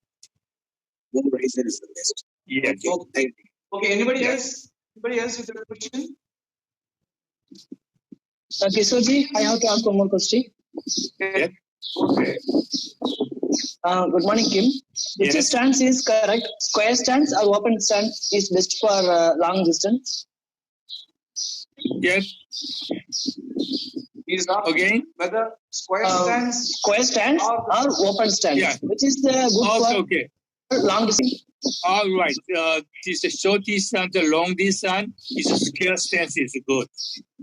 Because if you have an open stance, your waist, the body change the angle. They're very easy to make the mistake. And then for the beginner, the high level archer, also you try the square stance because your body will hang light almost with the stand. Not the bend, not the outside, right? All is natural, is square stance is natural. Very easy control body center. Okay, thank you, sir. You're welcome. Sir, any other? Just one more. Because we are out of time. I'm just not from American Archery Academy. That's when I know a spring in center of the nose are here. Yes. Okay. Yes, you already answered that, but you go ahead, sir. Go ahead and explain, please. Yes, he's a young friend. Okay. A string should not too much outside. Too much outside, you cannot see your string alignment. And the string touching the nose, a little bit outside is good. Understand? Okay. Yes, sir. Okay, sir. Thank you, sir. Welcome. Yes, okay. The question and answer session is now over. Just one last question. Yes. Please. I have a doubt about how should be our mind and thinking while drawing our bow and aiming in expansion. I have got a question like this. How should be our mind and thinking? Actually, while drawing our bow and aiming, what would be our inner thinking of my mind? Like that. Just thinking the mind, right? Yes. Yeah. Okay. You need to make the routine. Maybe you know routine. Routine. Yeah. Okay. Routine is before shooting. You decided how can I shooting, and then you shooting. And then when you're shooting, you should not thinking too much. How can I set up? How can I drawing? This kind of thinking. It's when you practice time, you tried about 3 kinds. Your weak point. Okay, number 1, setup, or number 2, anchor, number 2, expansion. You training 1, 2, 3. Okay, another 3 is good. You take out another 1. And then you try this one, but during the computation, don't need thinking, don't need any thinking. Your shooting form, just the feeling is very important. Okay, thank you. If you're thinking too much, you don't have the perfect shooting. Then only thinking the mistake cannot make the good result. You tried only confidence, the shooting, use the feeling is very important. Okay. Thank you. Okay, participants, because we have started a little late and have a very less time to do with the next session. So now I would like to welcome the director of Eagle Archery Academy, Mrs. Rajarajeswari Uday Kumar, to give a thanks speech to the guests. Good morning to one who are gathered for the international webinar. First of all, kindly excuse me for the delayed inconvenience for the program due to some technical default in rendering the welcoming address. Warm greetings to you from Eagle Archery Academy. On this memorable occasion, with immense pleasure, I take the privilege of welcoming our honorable guests and speakers for our webinar. First of all, for the morning session, I would like to welcome Mr. Mahasingh, member of Indian Olympic Committee, General Secretary of Chandigarh Olympic Association, ex-General Secretary of Archery Association of India, for accepting our invitation and inaugurated the webinar. Thank you, sir, for your immeasurable speech. I hope all the young kids who watched it will have been benefited. On behalf of Eagle Archery Academy, I assure you that we will conduct prize money tournament as per your word. Secondly, I'm delighted in welcoming Mr. Kim Yoon-tak, founder of Archery School in Seoul, South Korea. He's the first coach to lead the Korean archery team and win gold medal in Olympics.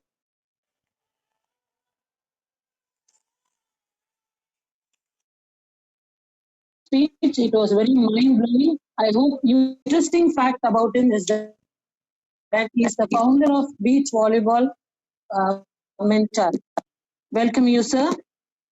Finally, for the morning session, I would like to welcome Mr. Ricky Chia from Australia. He's a level 3 coach of KSL Techniques. He's a student of very popular world coach, Mr. Kishkili, who has won 7 gold medals in Olympics. Our chief coach, Mr. S. Uday Kumar, has also undergone training under this renowned person. Last but not the least, once again, I finally welcome all the archers, coaches, physiotherapists, and sports enthusiasts for this international webinar. This is the first international webinar on archery conducted in India 2020. So watch it and be benefited, archers.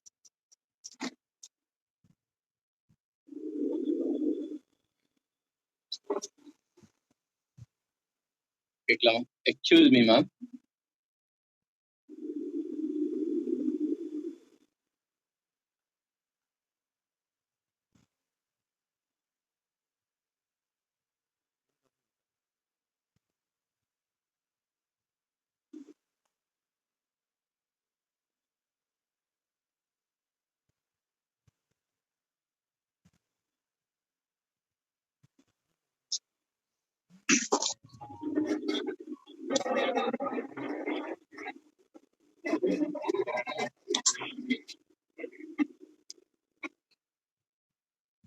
Hello, Mr. Kishore, can you hear me?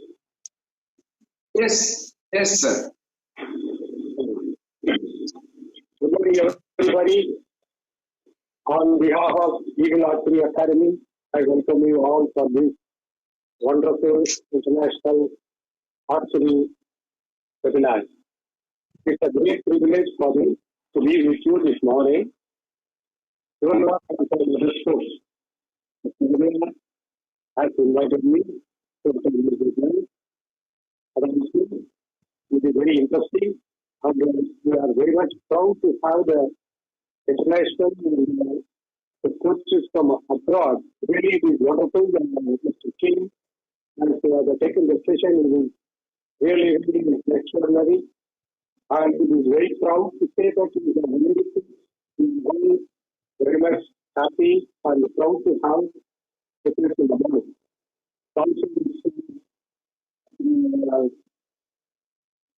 Ricky. Ricky is from Malaysia. He is also the number coach and he is a world medalist. Really, we are happy to know this people with Wilson. And we are very interested in this children have this type of and we will have their experience. And we use that experience to make this gold medal and silver medal in the MC Olympic Games. And especially, I request a lot of experts are there. I have requested some of the physical education teachers and the physical directors to participate in this event because mostly we are from many participants are from Tamil Nadu. We request them to promote this game because it is easy to achieve and if you work hard. And it is not easier to achieve the people because it is an individual skill and we can spend a lot of time for the encouragement, for the development. So I request one and all to involve yourselves in this game and develop this archery in our state as well as in the country. So my sincere thanks to one, especially for Mr. Vijay Kumar, to make it possible. Thank you very much. Thank you. Thank you, sir. Now, I would like to welcome Mr. Ricky G from Australia, level 3 coach, and he is also inspecting the KSL techniques to the archers in Australia. Now, I would like to welcome Mr. Ricky G to continue his webinar. Good day, everyone. How's it going? Can you hear me okay? Yes, everybody is able to hear you, sir. Yes. Awesome. Am I able to screen share on the Zoom? I'm clicking screen share, but it's the first disabled participant screen sharing. I think as only a host can do that. Oh, yeah, got it. Okay. Thank you. Alrighty. So just a little bit about what I'm going to go through today. I'm not going to talk about the KSL shot cycle in great detail because that will take a whole 2-3 days to talk about. So I'm going to talk about certain aspects of the KSL shot cycle and relate it to target panic. Target panic is really common in the recurve and compound world, and especially in archery, but not only in archery, but in shooting type sports and other sports as well. So I'm going to be talking a lot about that. So a little bit about me. I have been in archery for 20 years. Started when I was 10, 30 now. I was a full-time elite recurver for 5 years at the Australian Institute of Sport, coached by Kisik, or Coach Lee initially, and then Coach O, so O Kyo-moon, who at that time was the world record holder for FIDA, 1379. And then after Mr. O Kyo-moon, then it was Simon Fairweather. Then after I finished up as a full-time athlete, I underwent my studies. I got a Bachelor of Health Science and Masters of Physiotherapy. So I worked as a physio for a number of years, but I'm coaching full-time currently. I've been coaching for 10 years now. Also, was a junior champion in 2008. And my current role is I'm the national para coach for Archery Australia. So I train the national team based in Sydney and preparing them for the Paralympics. So other things, I love to run and eat. I'm a long distance runner. I'm a bit crazy and obsessed, bit OCD, and I love to coach. Good luck me. So, target panic.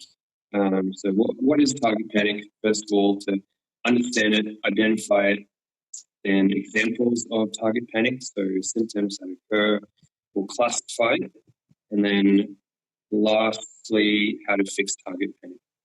So it's a big umbrella term, and it's a common term used in archery and sports where it's a form sport, it's a target sport, like or handpin bowling or pistol shooting and things like that. But it's a very common thing. So to understand it a little bit better, we have to know what it is, examples of it, how it represents, and then finally how to fix it. First of all, what is to put it simply, it is the inability to execute your process or finish your process, to put it simply. I know there are plenty of definitions on Wikipedia online about what target panic is and symptoms and everything like that, but to put it simply, it's the inability to execute your process or finish your process. Symptoms can be mild to severe, so you can have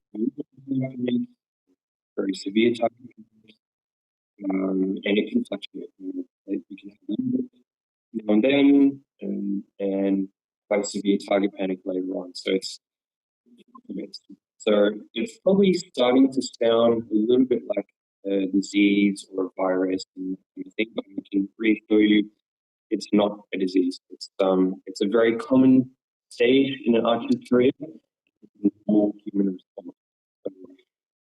Be rest assured, everyone goes through it, somewhat or another in their archery career, but it can be fixed, and it's just a stage. It's nothing else.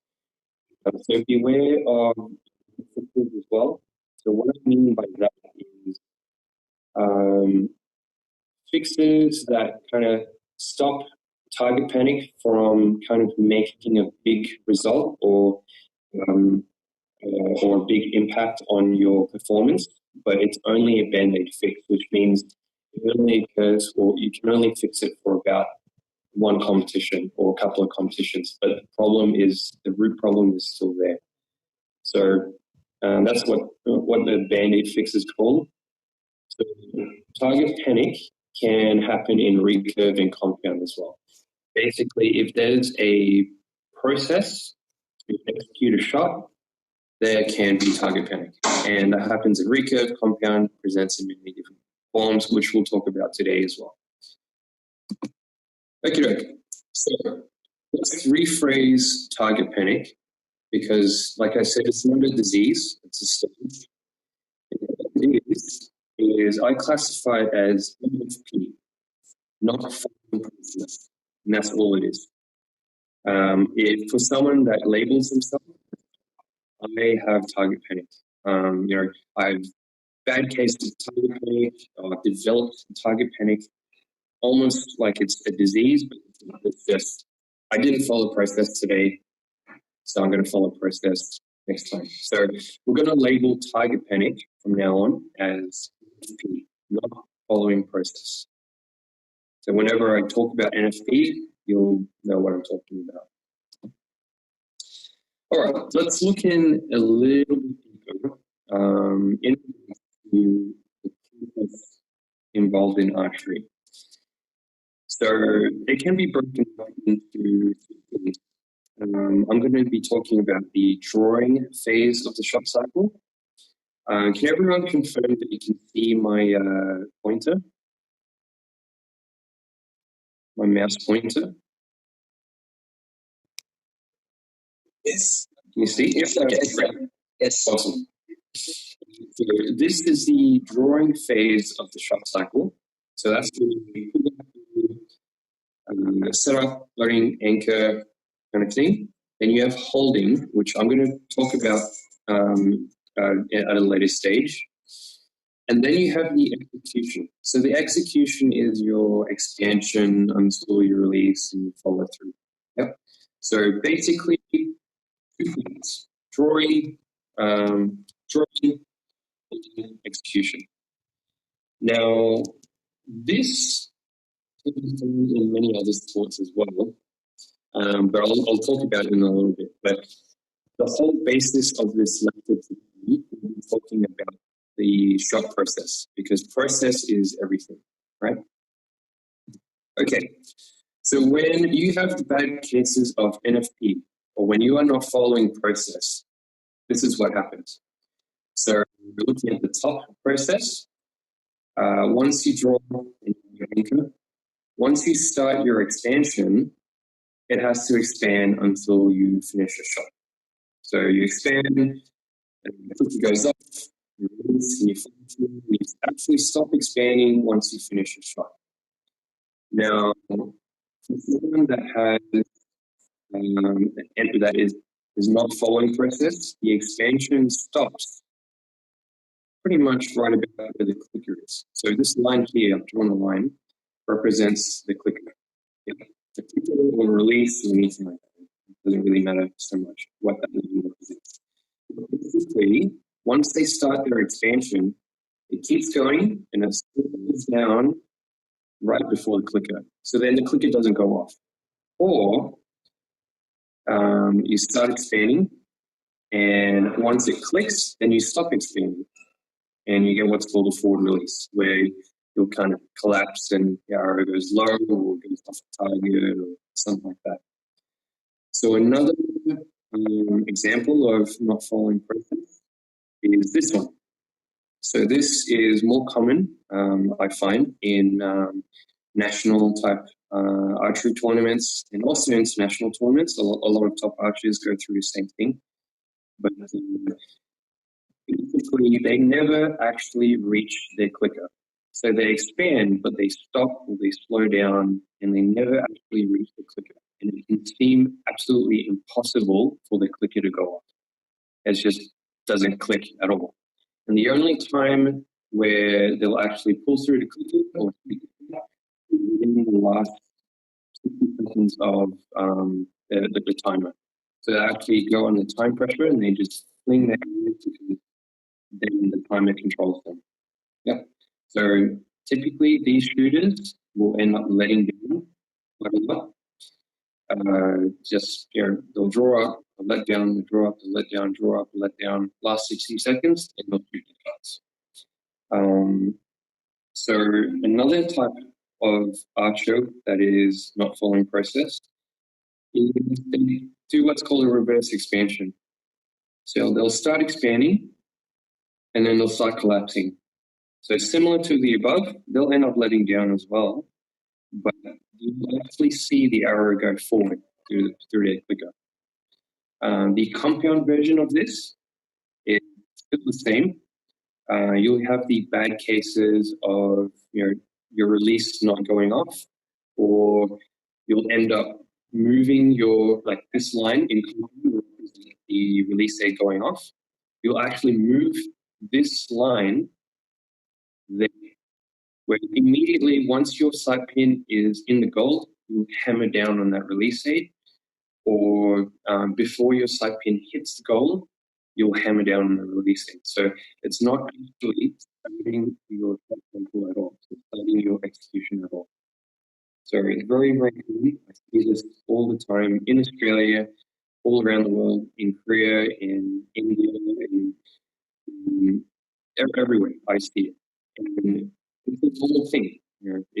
It's not a disease. It's not something that you can infectious or anything like that. It's just a normal cycle. And once we understand what are the root causes of target panic, then we know how to fix it. Yep. Okay, so I'm going to talk a little bit about me and why it is that I know quite a lot about target panic. So my story. So when I was an elite archer, I was a fairly good shooter.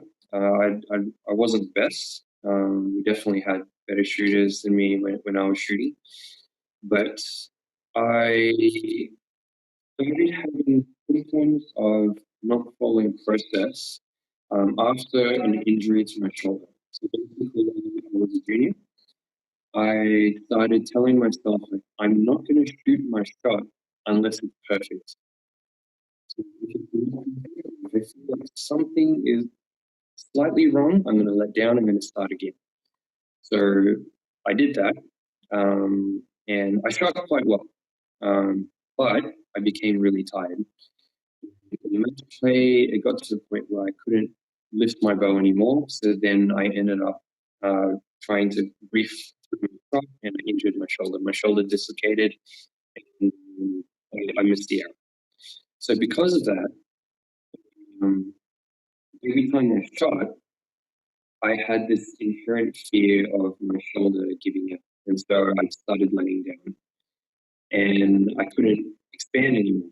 So all the different coaches started talking to me. At that time, Mr. Lee, so Kisik Lee left. He wasn't in the team anymore, he was my coach. He went to the US. So I had a Korean coach, Mr. Okyeonun, and he's an absolutely fantastic coach. But I basically forgot how to shoot. So I couldn't pull through anymore. I couldn't expand through my clicker. I kept letting down. And I would let down a lot. It started off, at the clicker. It would take me forever to make it click.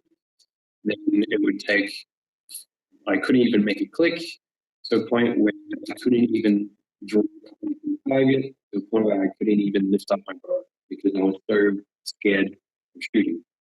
Because the moment I draw back, I would have this fear of missing, and therefore I just won't shoot.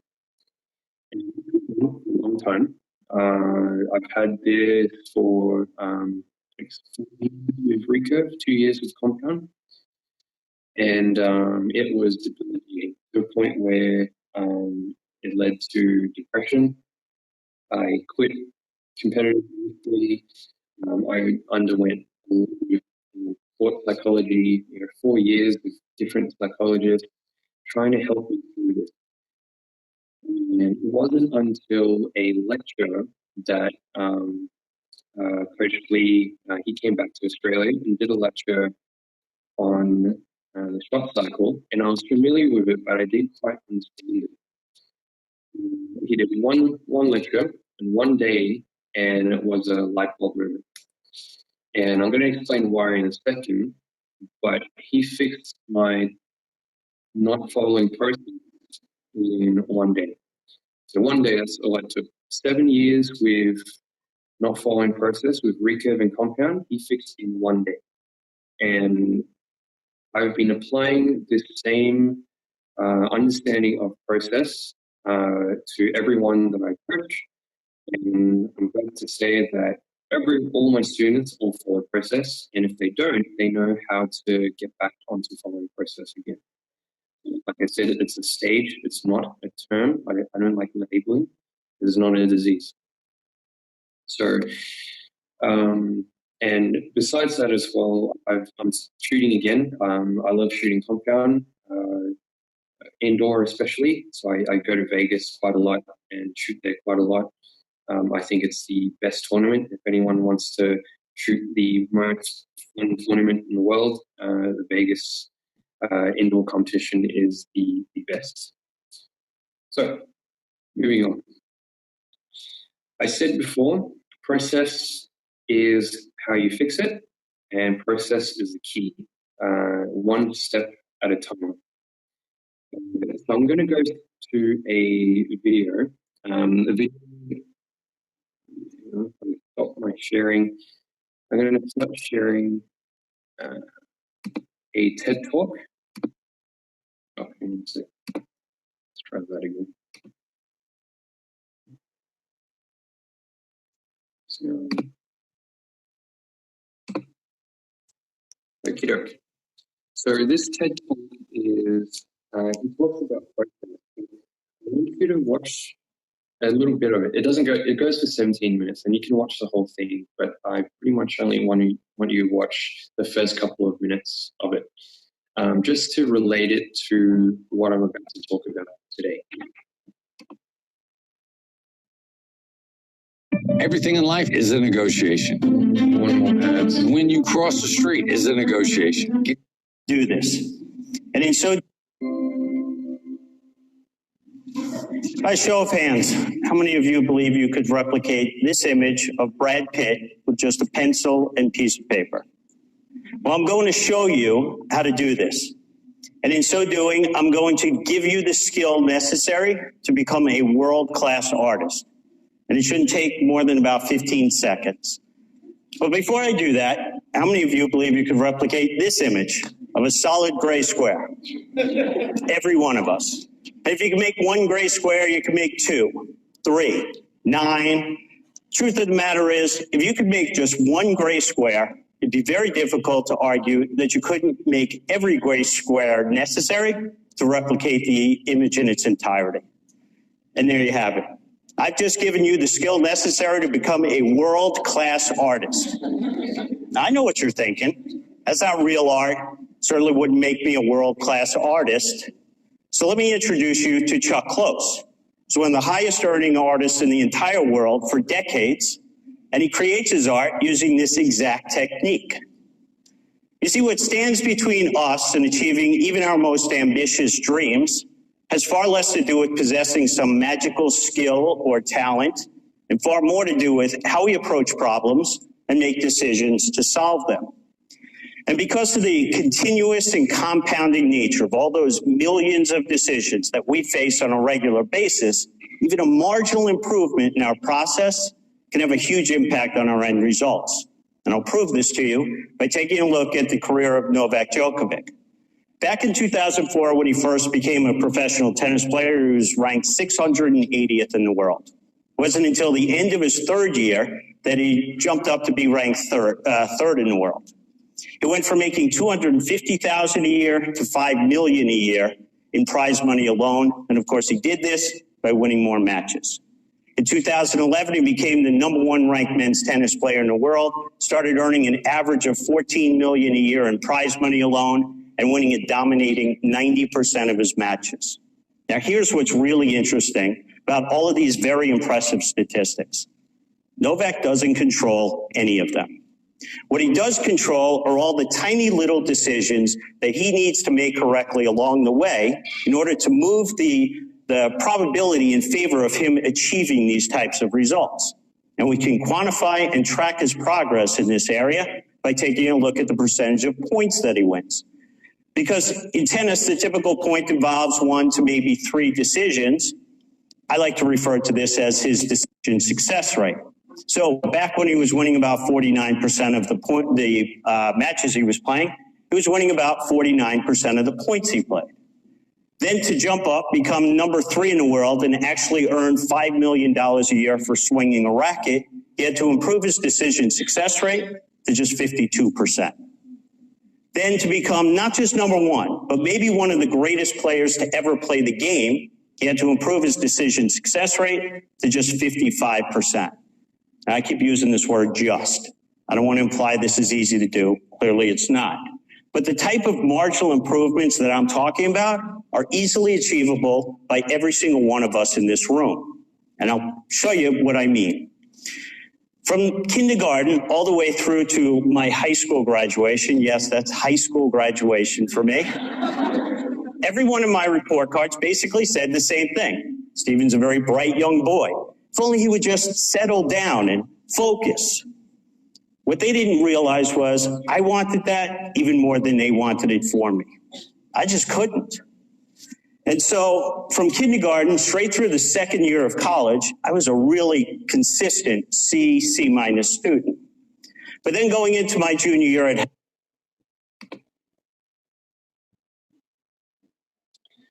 Okie doke. So let's go back to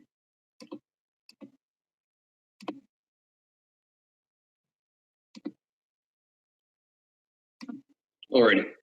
So that video, hopefully you got the message that he was able to, or Novak Djokovic, or was able to create a multitude coloring little gray squares. Each gray squares represents a process. And following a process, little bit by little bit, one step at a time, we're able to create a masterpiece.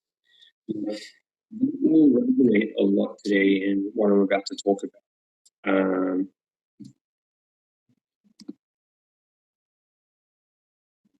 Okay, so focusing on the now rather than the past or future. So what that means? What does that mean? A lot of psychologists, sports psychologists, any psychologists, coaches will tell you, you got to focus on the now. You got to focus on the present rather than the future. Focus on process rather than outcome. And why is that? Why is it that if we focus on little things that is in our control, it can lead to bigger and better things? It is because our brain can only really do one thing at a time. One thing at a time. We're not multitaskers, even though we think we are. We can only devote our attention and focus to one thing at a time. If we start multitasking, we actually lose the ability, the productivity to do things. Therefore, if you're at full draw, and if you're expanding through your draw, and you should be focusing on your expansion, and then the wind comes in, and you start thinking about the clicker. It's like, oh, when's it going to go off? Oh, what do I need to shoot? Or do I need a 9? Or what if I shoot an 8? What if I shoot 7? What if I lose this match? What if I let my my coaches down? What if I let myself down? So you can see how our brains will start conjuring up these thoughts. These thoughts only happen if you're focusing on the future or the past. So the past meaning, in the previous competition, and therefore you might think you're going to do it again, or vice versa. So being in the present moment, you be focusing on. If you are expanding, you've got to focus on expanding. So not thinking about where your arrow is going to go, what score you're going to get, missing or anything like that. Thinking of the clicker, because the clicker is in the future. You don't think of it at all.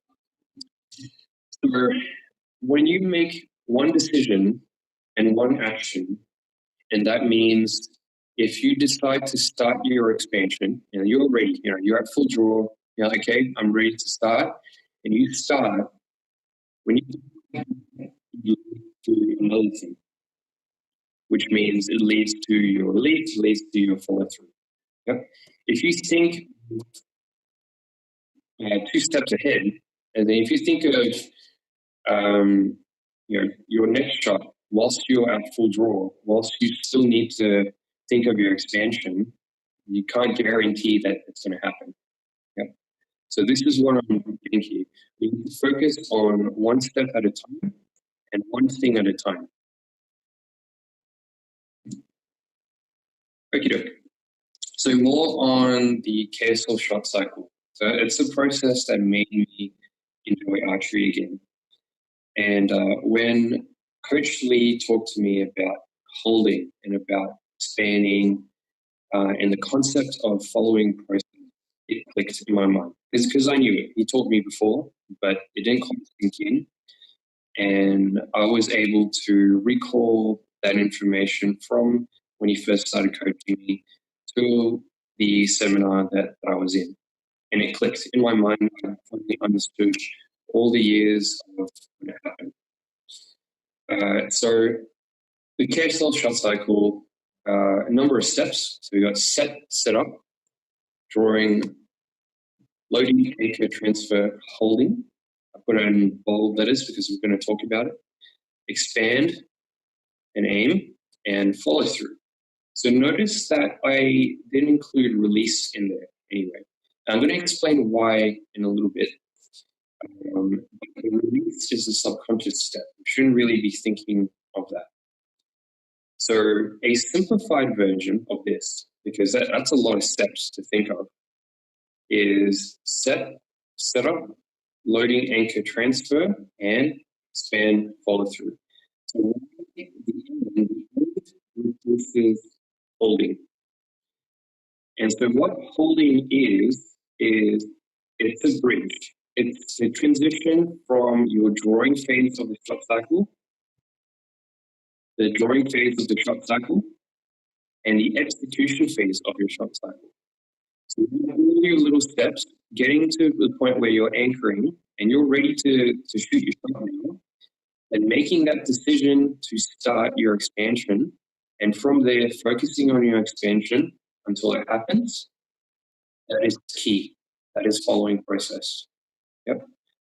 So a lot of people that are not following process do not know when it starts and do not know when it finishes, their execution. If you don't start your execution, chances are you'll never ever get to the clicker. You'll never ever get to the finish.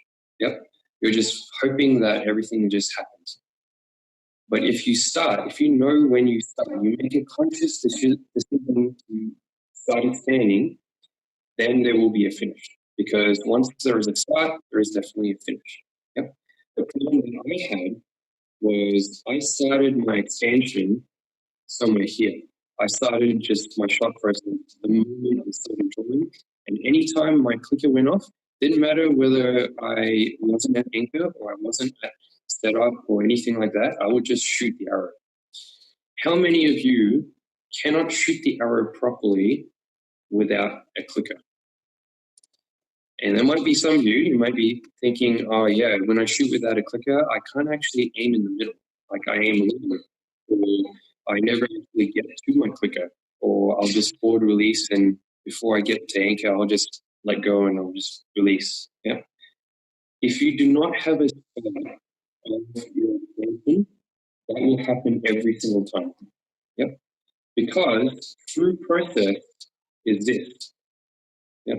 Starting your drawing phase of your shot cycle, anchoring, getting ready to start your execution, starting your execution, your expansion, and boom, it finishes. Going back, why there is no release step? Yeah, it's because releasing is subconscious. You shouldn't ever think of releasing at all. It's not like expand, expand, expand, expand, click, release, and then everything happens. It's all automatic. Your brain knows that click means release, so you shouldn't have to think about it at all. In actual fact, you should still be focusing on your expansion. Yep. So the reason for that is the sole purpose of expansion and follow through, and that is to maintain tension in the correct direction. Yep. Tension and direction. We will talk about that. If you look at the formula, if you look at his books, both his books say to maintain tension in the correct direction. That is the key thing for everything. And it's not just in archery, it's in every single other sport as well. And that can be found in everything that we do. Anything that is a equipment sport, a risk-taking sport, a target sport, anything that involves form, it's all the same. For example, throwing a baseball. There's a point in which your hand goes back, and then there's a point in which your hand goes forward, and you let go of the ball. You make that decision to start like throwing the ball forward. It's a conscious decision. But you never ever think of the point in which you let go of the ball. Because if you do, I guarantee the ball won't get to wherever you want to throw. or it won't be that accurate, or you lose a lot of power, or that kind of thing. No one ever thinks that. It's a natural action. Pull your hand back, it goes forward, magically the ball goes away from your hand and reaches your target. It's the same thing. Tennis serving, you never ever think of the point in which the tennis racket hits the ball. It's a natural thing to just lift up the ball, throw the ball, and start your swinging action, and it goes. It's a natural action. So you don't never ever think of the point in which the racket hits the ball. 10-pin bowling, no one ever thinks about the point in which you let go of the ball. Snooker and pool, no one ever thinks about the point in which the Q-tip hits the ball. It just doesn't happen. It's not a conscious thing, it's subconscious. Yeah. Therefore, with archery, if you think that you have to release and let go of your string, you're stopping your execution. You're stopping your principle, the point in which you let go of the string. If you think that there is a release. Exactly the same thing. For anyone that punches the shot, punches the release in, it's not a conscious decision to punch, to command your shot. Like say in wind, sometimes you have to, that's fine. But if it's not a surprise, then it's not a well-executed shot. You'll see a lot of the top archers using a hinge release. And why they use that? It's because it provides a surprise shot. You actually have no idea when the shot is going to go off, and therefore you only focus on your expansion. It's like, okay, I'm ready. Pull, pull, pull, pull, pull, boom, it goes off. Arrows in the goal. You can kind of flinch, you close your eyes and all of that, but the arrow's in the center. So this is what I'm talking about with this process. And besides that as well, bungee jumping, diving, skydiving, ski jumping, base jumping, there is a point in which you prepare yourself to make sure that the food is on properly, that you get ready, that everything's well, that you're ready. And once you jump off the plane, that's it. It's going to happen. You're going to dive, the parachute's going to go, you're going to hit the water, and that's fine. Bungee jumping, hopefully the cord doesn't break and you don't die. But it's all automatic. That is completely out of your control. It's not like you can skydive and go, okay, I'm ready, jump off the plane. Oh, you know what? You're not ready. Falling down. You can't get back on the plane once you jump off. It is the exact same thing with archery. Once you start your shot execution, once you start expanding, you're going to finish. And you have to focus on your expansion only, because there is no going back. Yes, if it's windy and all, push down and all that. But if you want to execute a good shot, you have to focus on your expansion from the start until you finish. Okay, I hope this is making a lot of sense so far. The shot cycle and what it looks like on here. So you have your steps. And like I said, if I have more time, I can talk about every single step and the technique and things like that. But really, I want to talk more about the holding and the execution phase of the shot cycle. Why we have the holding and why I call it and. So you get to anchor, and then you have this, right? This is the gap. You consciously go through every single step. So set leads to setup, setup leads to loading, loading leads to anchor, anchor leads to transfer. Then after that, there needs to be a step to expansion. And so without this, there is no start of your expansion. Yeah? I know there are a lot of shooters where the moment they anchor, they expand straight away. Yeah? And the problem with that is then their clicker controls them. If their clicker goes off when they anchor, they'll just release. If their clicker goes off before they anchor, they'll just release. Yep. There is no control at all. So for archers that have holding, Yep, that have a bridge, they take time. They're like, no, I'm not going to do that. I'm only going to start my expansion, and then they start.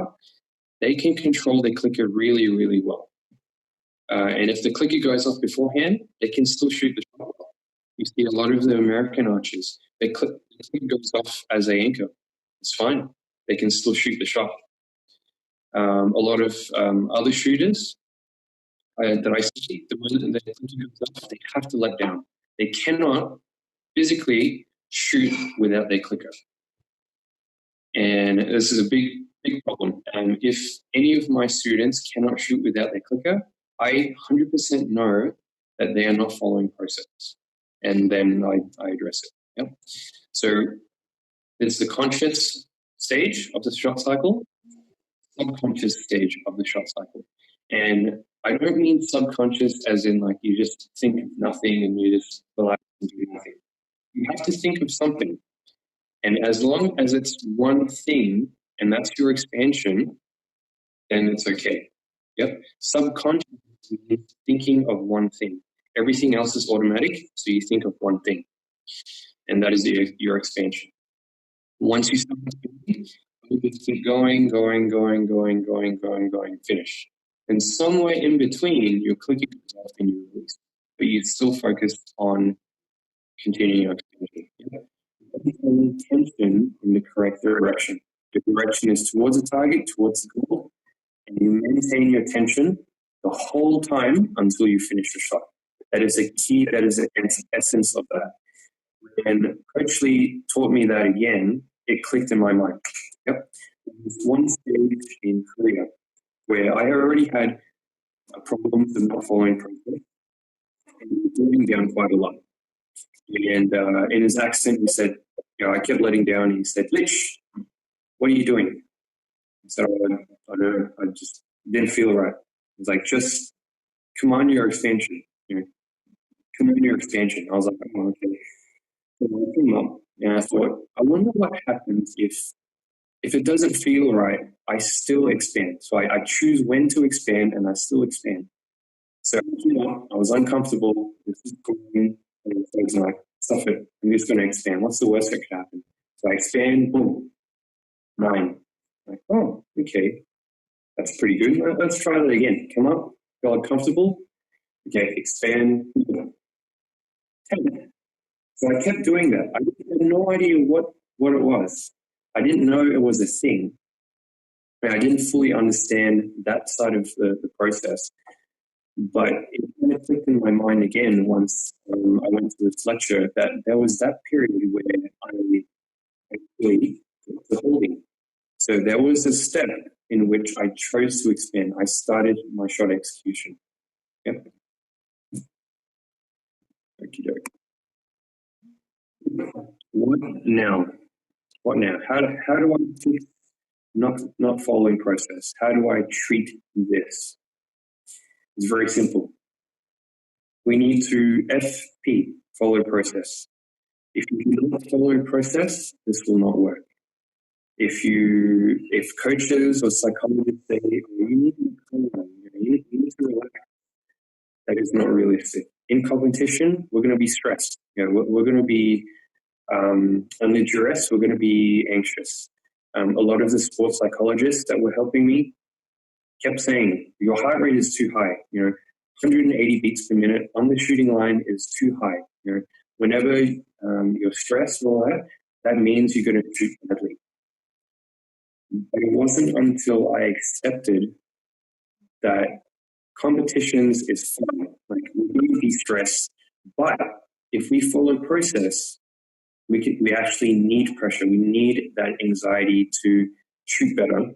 That's when I accepted that it's okay. It's not going to actually make me worse. It's actually going to make me better. Yep. So then I wasn't focusing on the future. I was focusing on the now, on the present. Yep. Following the process.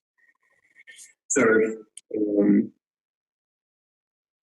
the other thing is you need to understand the mechanics of your execution. Understand how to expand. What actually is my expansion? Is expansion pull? Is expansion push?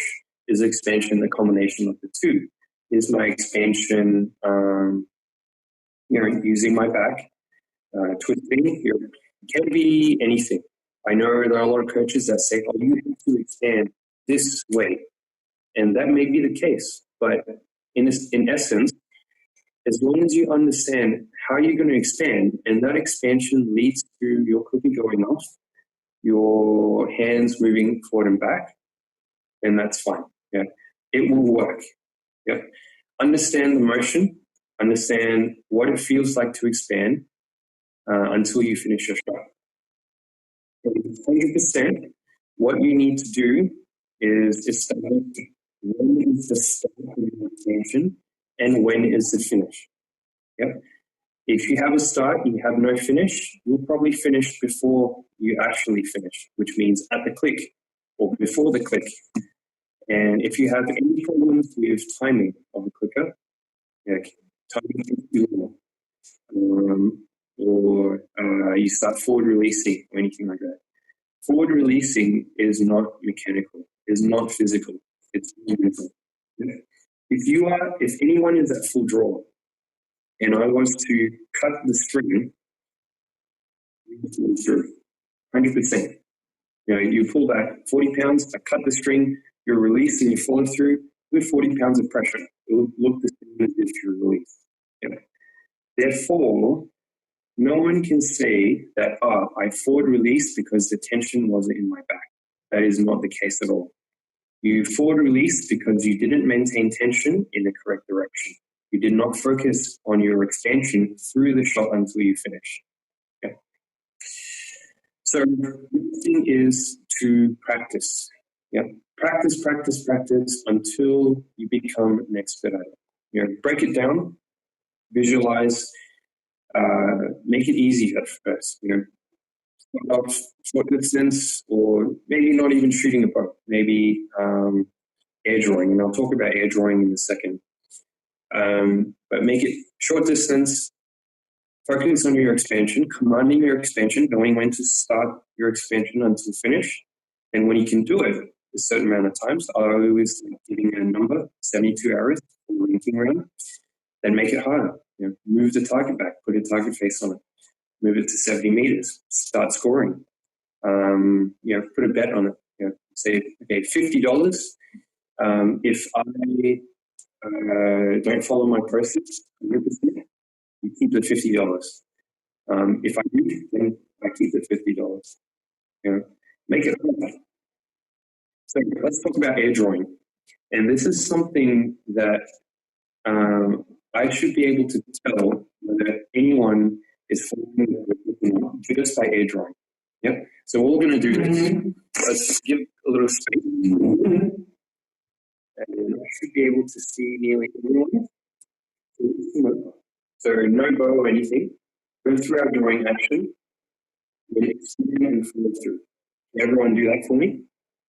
Expand and follow through. So hopefully I can see some people shooting or air drawing. If not, that's okay. Yep. Can't really see anyone. I'll explain what I see. And typically, when I ask someone to air draw, they do this. I'll say, okay, air draw from start to finish, through your full shot process, and they'll do this. Yep. Everyone releases really fast at the end. Yep. But you have to understand what makes the release fast. If you are making the release fast when you air draw, that is a completely wrong process, because you're making the release happen then. If you make the release happen, you're not continuing tension in the correct direction. You're not focusing on your expansion. Yep. So when you start your expansion, it actually should be slow until you eventually follow through. So it should look like this. Yeah.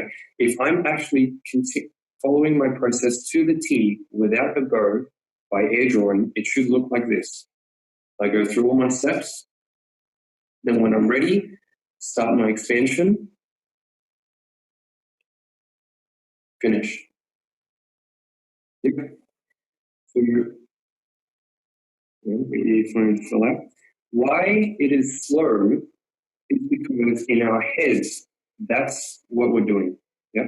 In essence, that's what we're doing. The only reason why it's fast is because you have tension on your fingers, 40 pounds, 30 pounds, whatever it is, and all of a sudden there's zero. And when there's zero and you're continuing your tension, it will explode. And that's the only reason why it becomes fast. It should not be a release at all. The release is just, you shouldn't make it happen. It's subconscious. Every other sport knows it's subconscious. Why does an archery know that it's subconscious? Yeah. So that's a common mistake in that when archers air draw, they make the release fast. And that's not the case. When I get my students, my archers to air draw, every single one of them will go slow. Yeah, will go slow. They'll visualize the expansion, expand, boom, eventually finish. And then they can truly feel their tension build, keeping their tension until they eventually finish. Yeah. A lot of people, you'll see them start expanding and all of a sudden they make their release look pretty. Yeah. They'll fling their hand back and go, oh, my release looks like this because Kim Woo-jin releases looks like this, or Brandon looks like this. Everyone's release is different. Yep. Everyone's release is different. As long as you're continuing your direction, that's where you release. If your hand ends up here, that's fine because that's where you're continuing your tension. If your hand ends up like above the head for some unknown reason, maybe you have just different musculature and you're tight in your shoulders or anything like that, that's where you release. But you know how to continue your until you eventually finish. Yep. Air drawing, that is key. And understanding your process, following process. Okay. So the other thing is I'm going to talk about a little bit is developing a growth mindset. Developing a growth mindset instead of a fixed one. And you may have heard of this theory, growth mindset versus fixed mindset, but it was coined by a woman called Carol Dweck. She has a book on it. It's called Mindset. Highly recommend that you read it. Basically, what it says is there is no such thing as talent, and everyone goes through a journey of learning their skill, developing their skills, and if they aren't at a certain level, that doesn't mean that they'll never get there. It's just, I'm not there yet. Yep. It's believing in your ability to learn rather than your skill set, your inherent skill set. It's a difference between saying, I will never ever be a top-level archer coach because I'm not in the US or I don't have a lot of funding. It is a very fixed way of thinking. A growth mindset way of thinking is, I'm not a top-level coach yet, but with dedication and skill and learning, I will eventually get there. I can't really money yet, but with dedication and training and recovery and all that, I will get there. I'm not following the process yet, but by breaking things down and following step by step, eventually I'll get there. I haven't 60s yet at 70 meters yet, but with training, I'll eventually get there. So it's having a growth instead of a fixed one. Before, when they were helping me, it is bad. Being nervous is bad. The growth mindset way of thinking is not this is not bad, but coming up with a way to cope with a high heart rate and high level of anxiety is the way to go. Yep. So there's a difference between a growth mindset and a fixed mindset. Yep. So these things all helps me fix my own not following process. And like I said, it's a hard thing to do. It takes time, but focus on the little steps. I'll go back to the video again. Focus on the little steps, whatever's in your control, and make it better. Be 1% better every single training session, every single hour, every single step. In the long run, a few 1,000 training sessions, 1,000 hours later, 1 year later, 2 years later, you'll eventually get there. Small things along the way make a big difference in the year. Okay? As long as you have a growth mindset. Yep. Learning the whole way. So let's ask you a question. Yes? I'm just looking from Amazing Archery Academy. I have 2 doubts, sir. I'll just be answering questions at the end. We're nearly at the end, but I just put the question, write it down or something like that, and we'll answer it really soon. So, questions of the seminar, and this is, I want to talk about this quite a bit. How far can you ride your bike on a 1 meter wide road? So if there was a 1 meter wide road, and you would, and typically everyone would answer, I can ride 500 meters, 1 kilometer, 5 kilometers, 100 kilometers, that kind of thing. Then after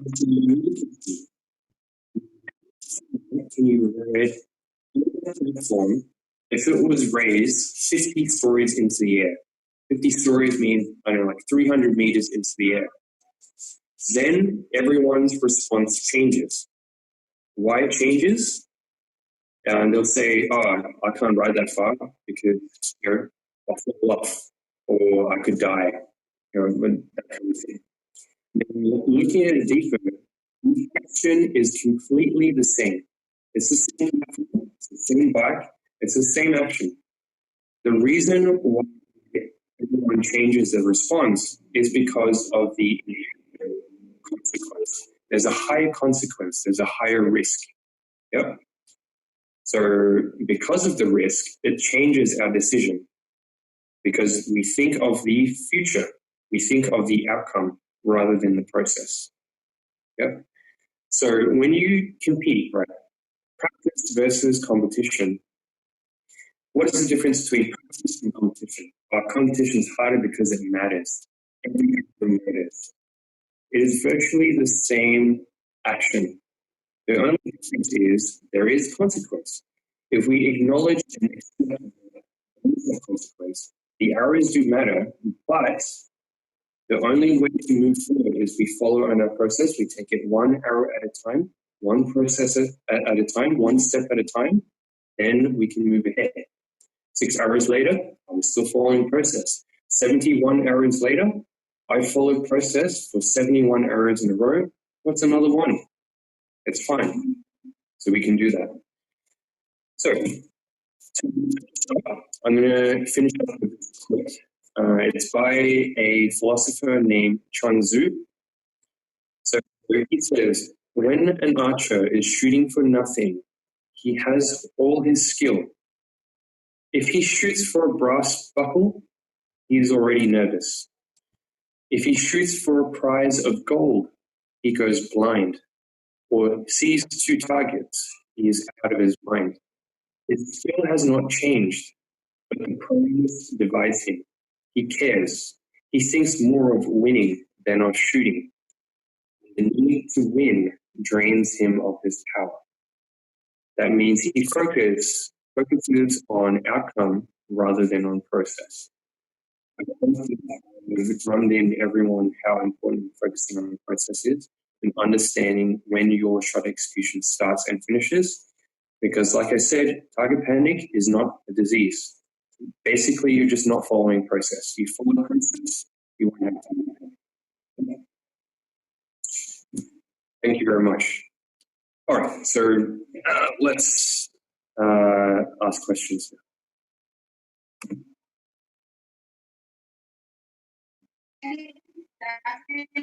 Good morning, sir. I'm Satya. Yes. Actually, what about the breathing control while we are shooting? Can't quite hear you properly. Can you repeat the hear me, question? sir? Yeah, I can hear you now. What about the breathing process while we are shooting?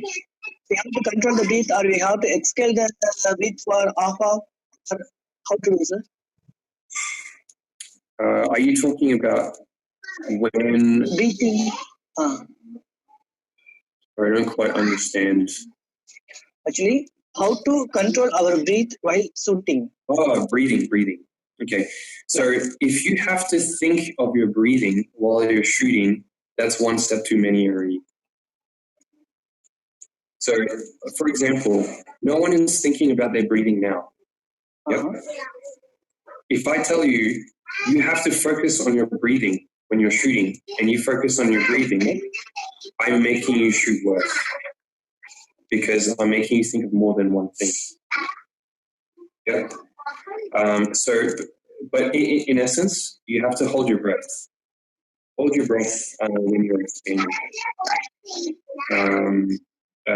You'll find that a lot of pistol shooters and snipers, they hold their breath quite a lot when they're shooting. And the reason for that is when they hold their breath, their brain is just focusing on one thing. So it's making the process easier for your brain. Yeah, I hope that answers your question. When you start your expansion, you hold your breath.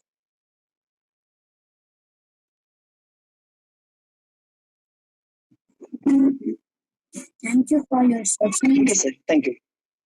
Thank you for your session, sir. I have two doubts, sir.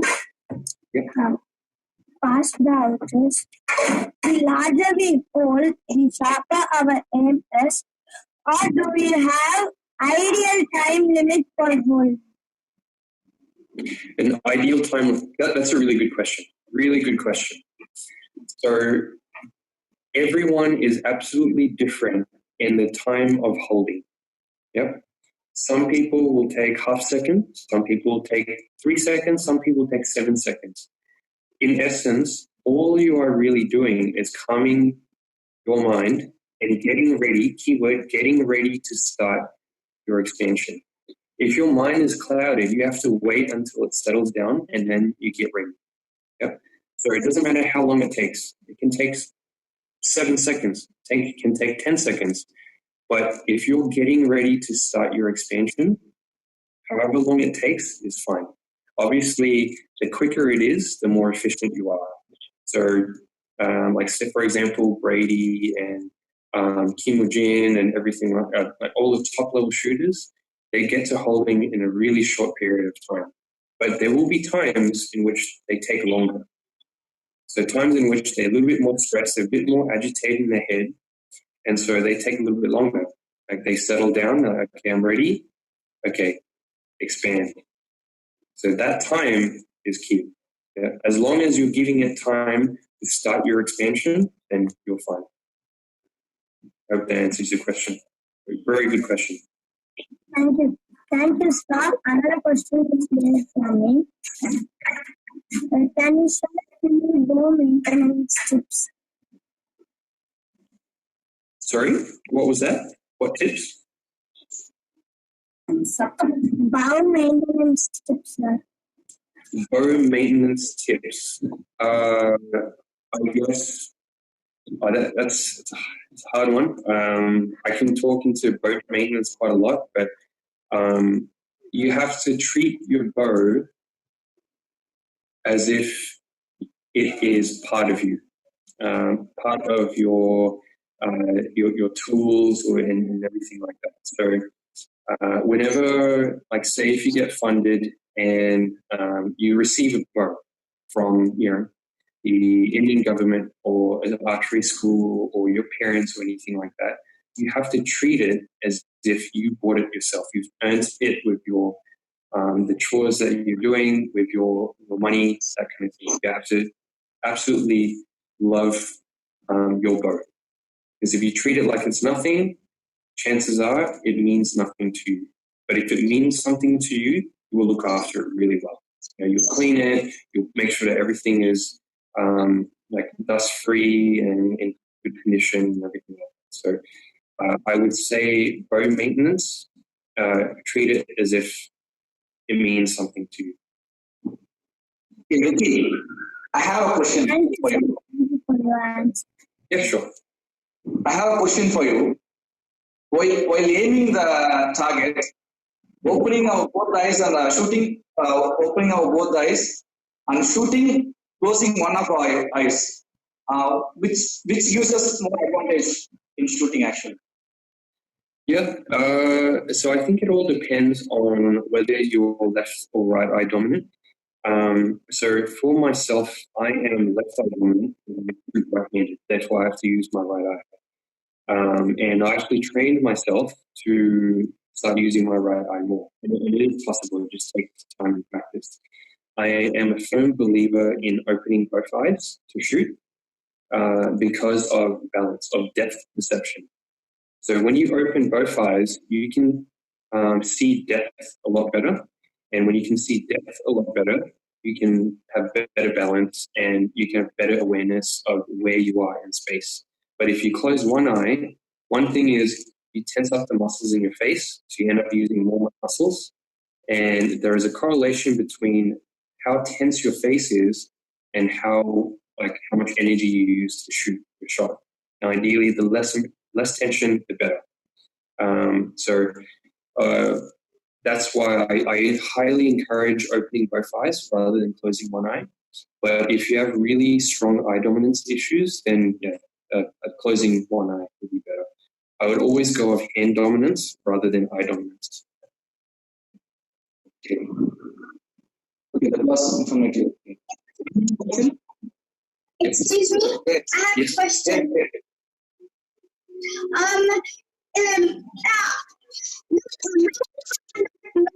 Following process.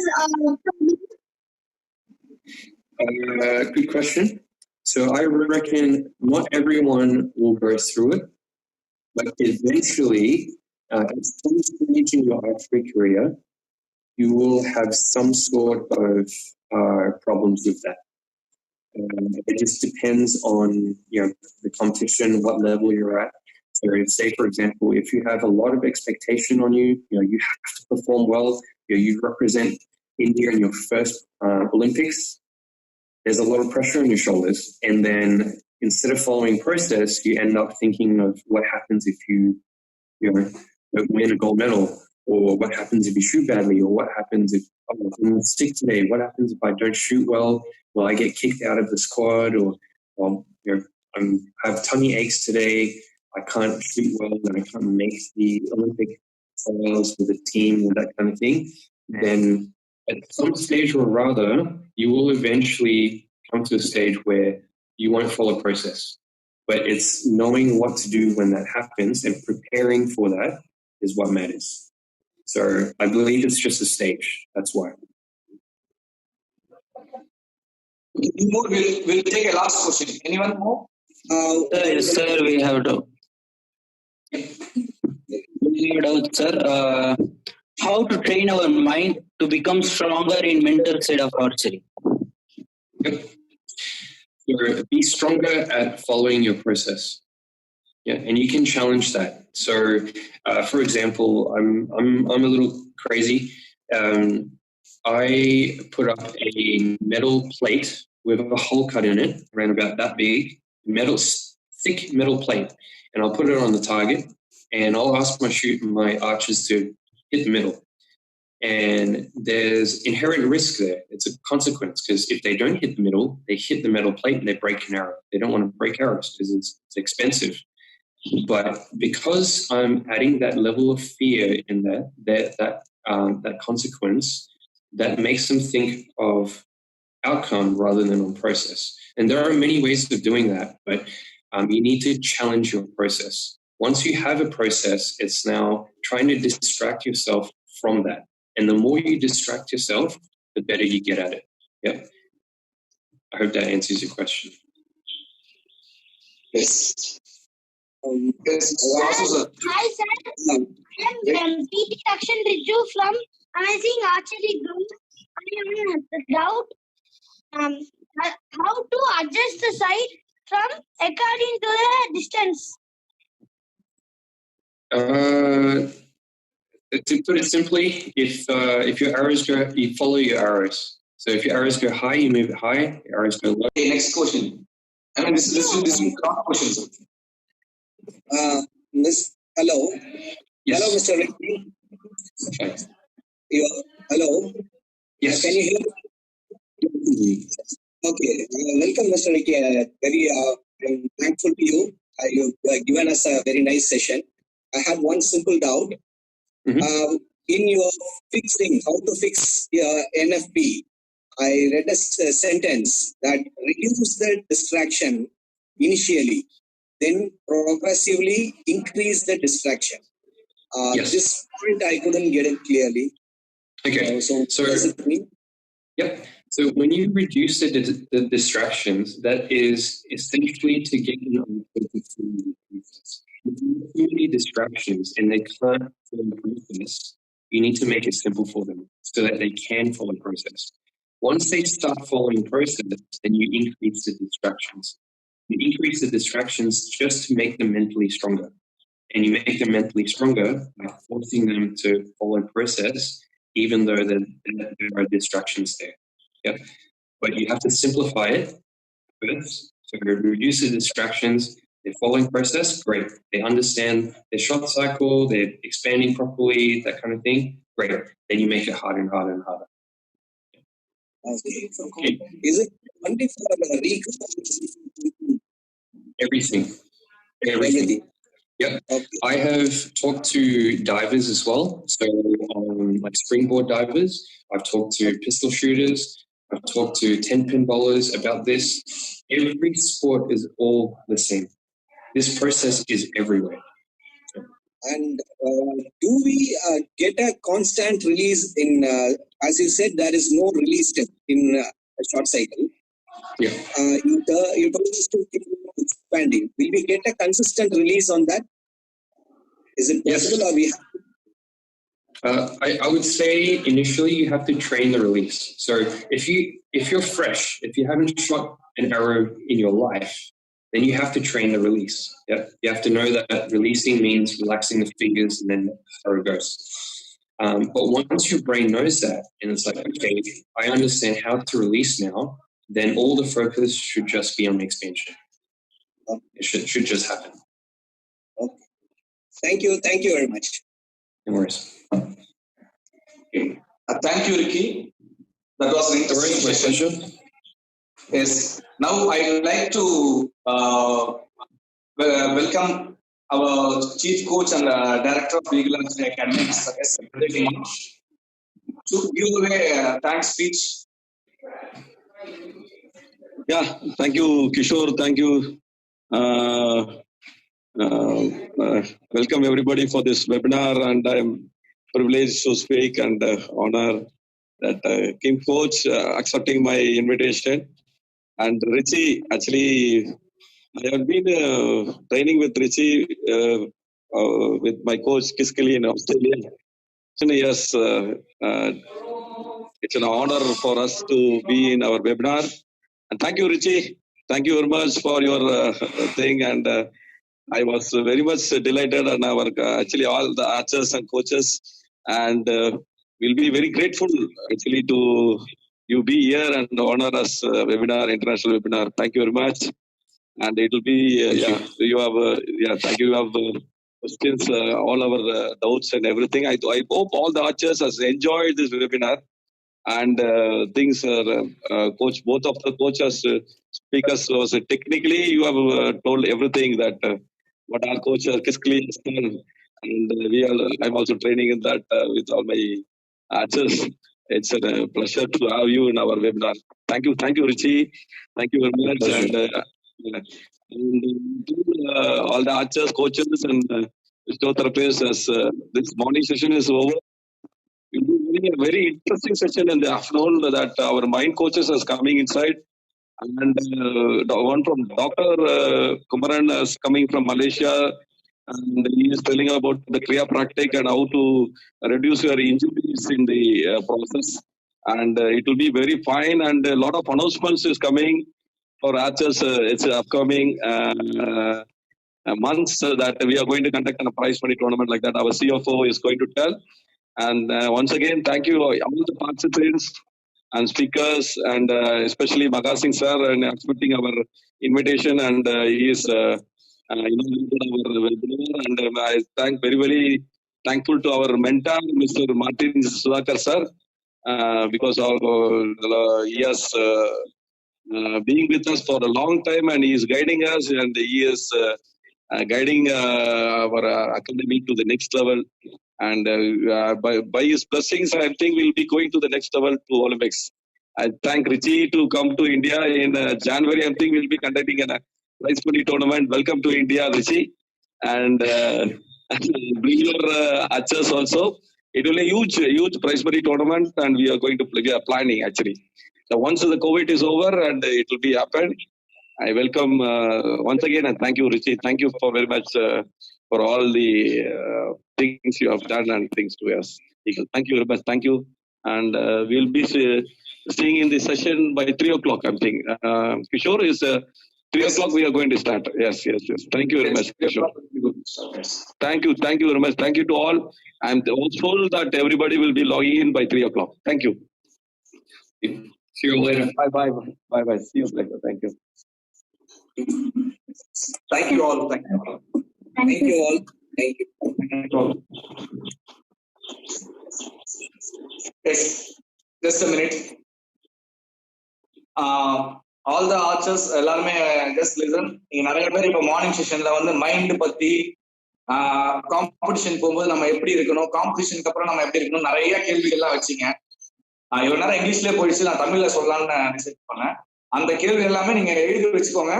Afternoon session நீங்க அதெல்லாம் கேட்கலாம் அவங்க கிட்ட, வர mind coaches கிட்ட. And will be having an interesting guest speakers actually. So அவங்க கிட்ட எல்லா டவுட்ஸும் நீங்க கேட்கலாம். ரிகார்டிங் ஹவு டு ப்ரிப்பேர், காம்படிஷனுக்கு முன்னாடி நம்ம எப்படி இருக்கணும், காம்படிஷனுக்கு அப்புறம் எப்படி இருக்கணும், மைண்ட் எப்படி ப்ரிப்பேர் பண்ணணுங்கிற எல்லா விஷயங்களும் நீங்க அவங்க கிட்ட கேட்கலாம். We shall meet in the afternoon session. Thank you. Sir, Kishore sir. Yes sir. Sir, Sri sir. Rockford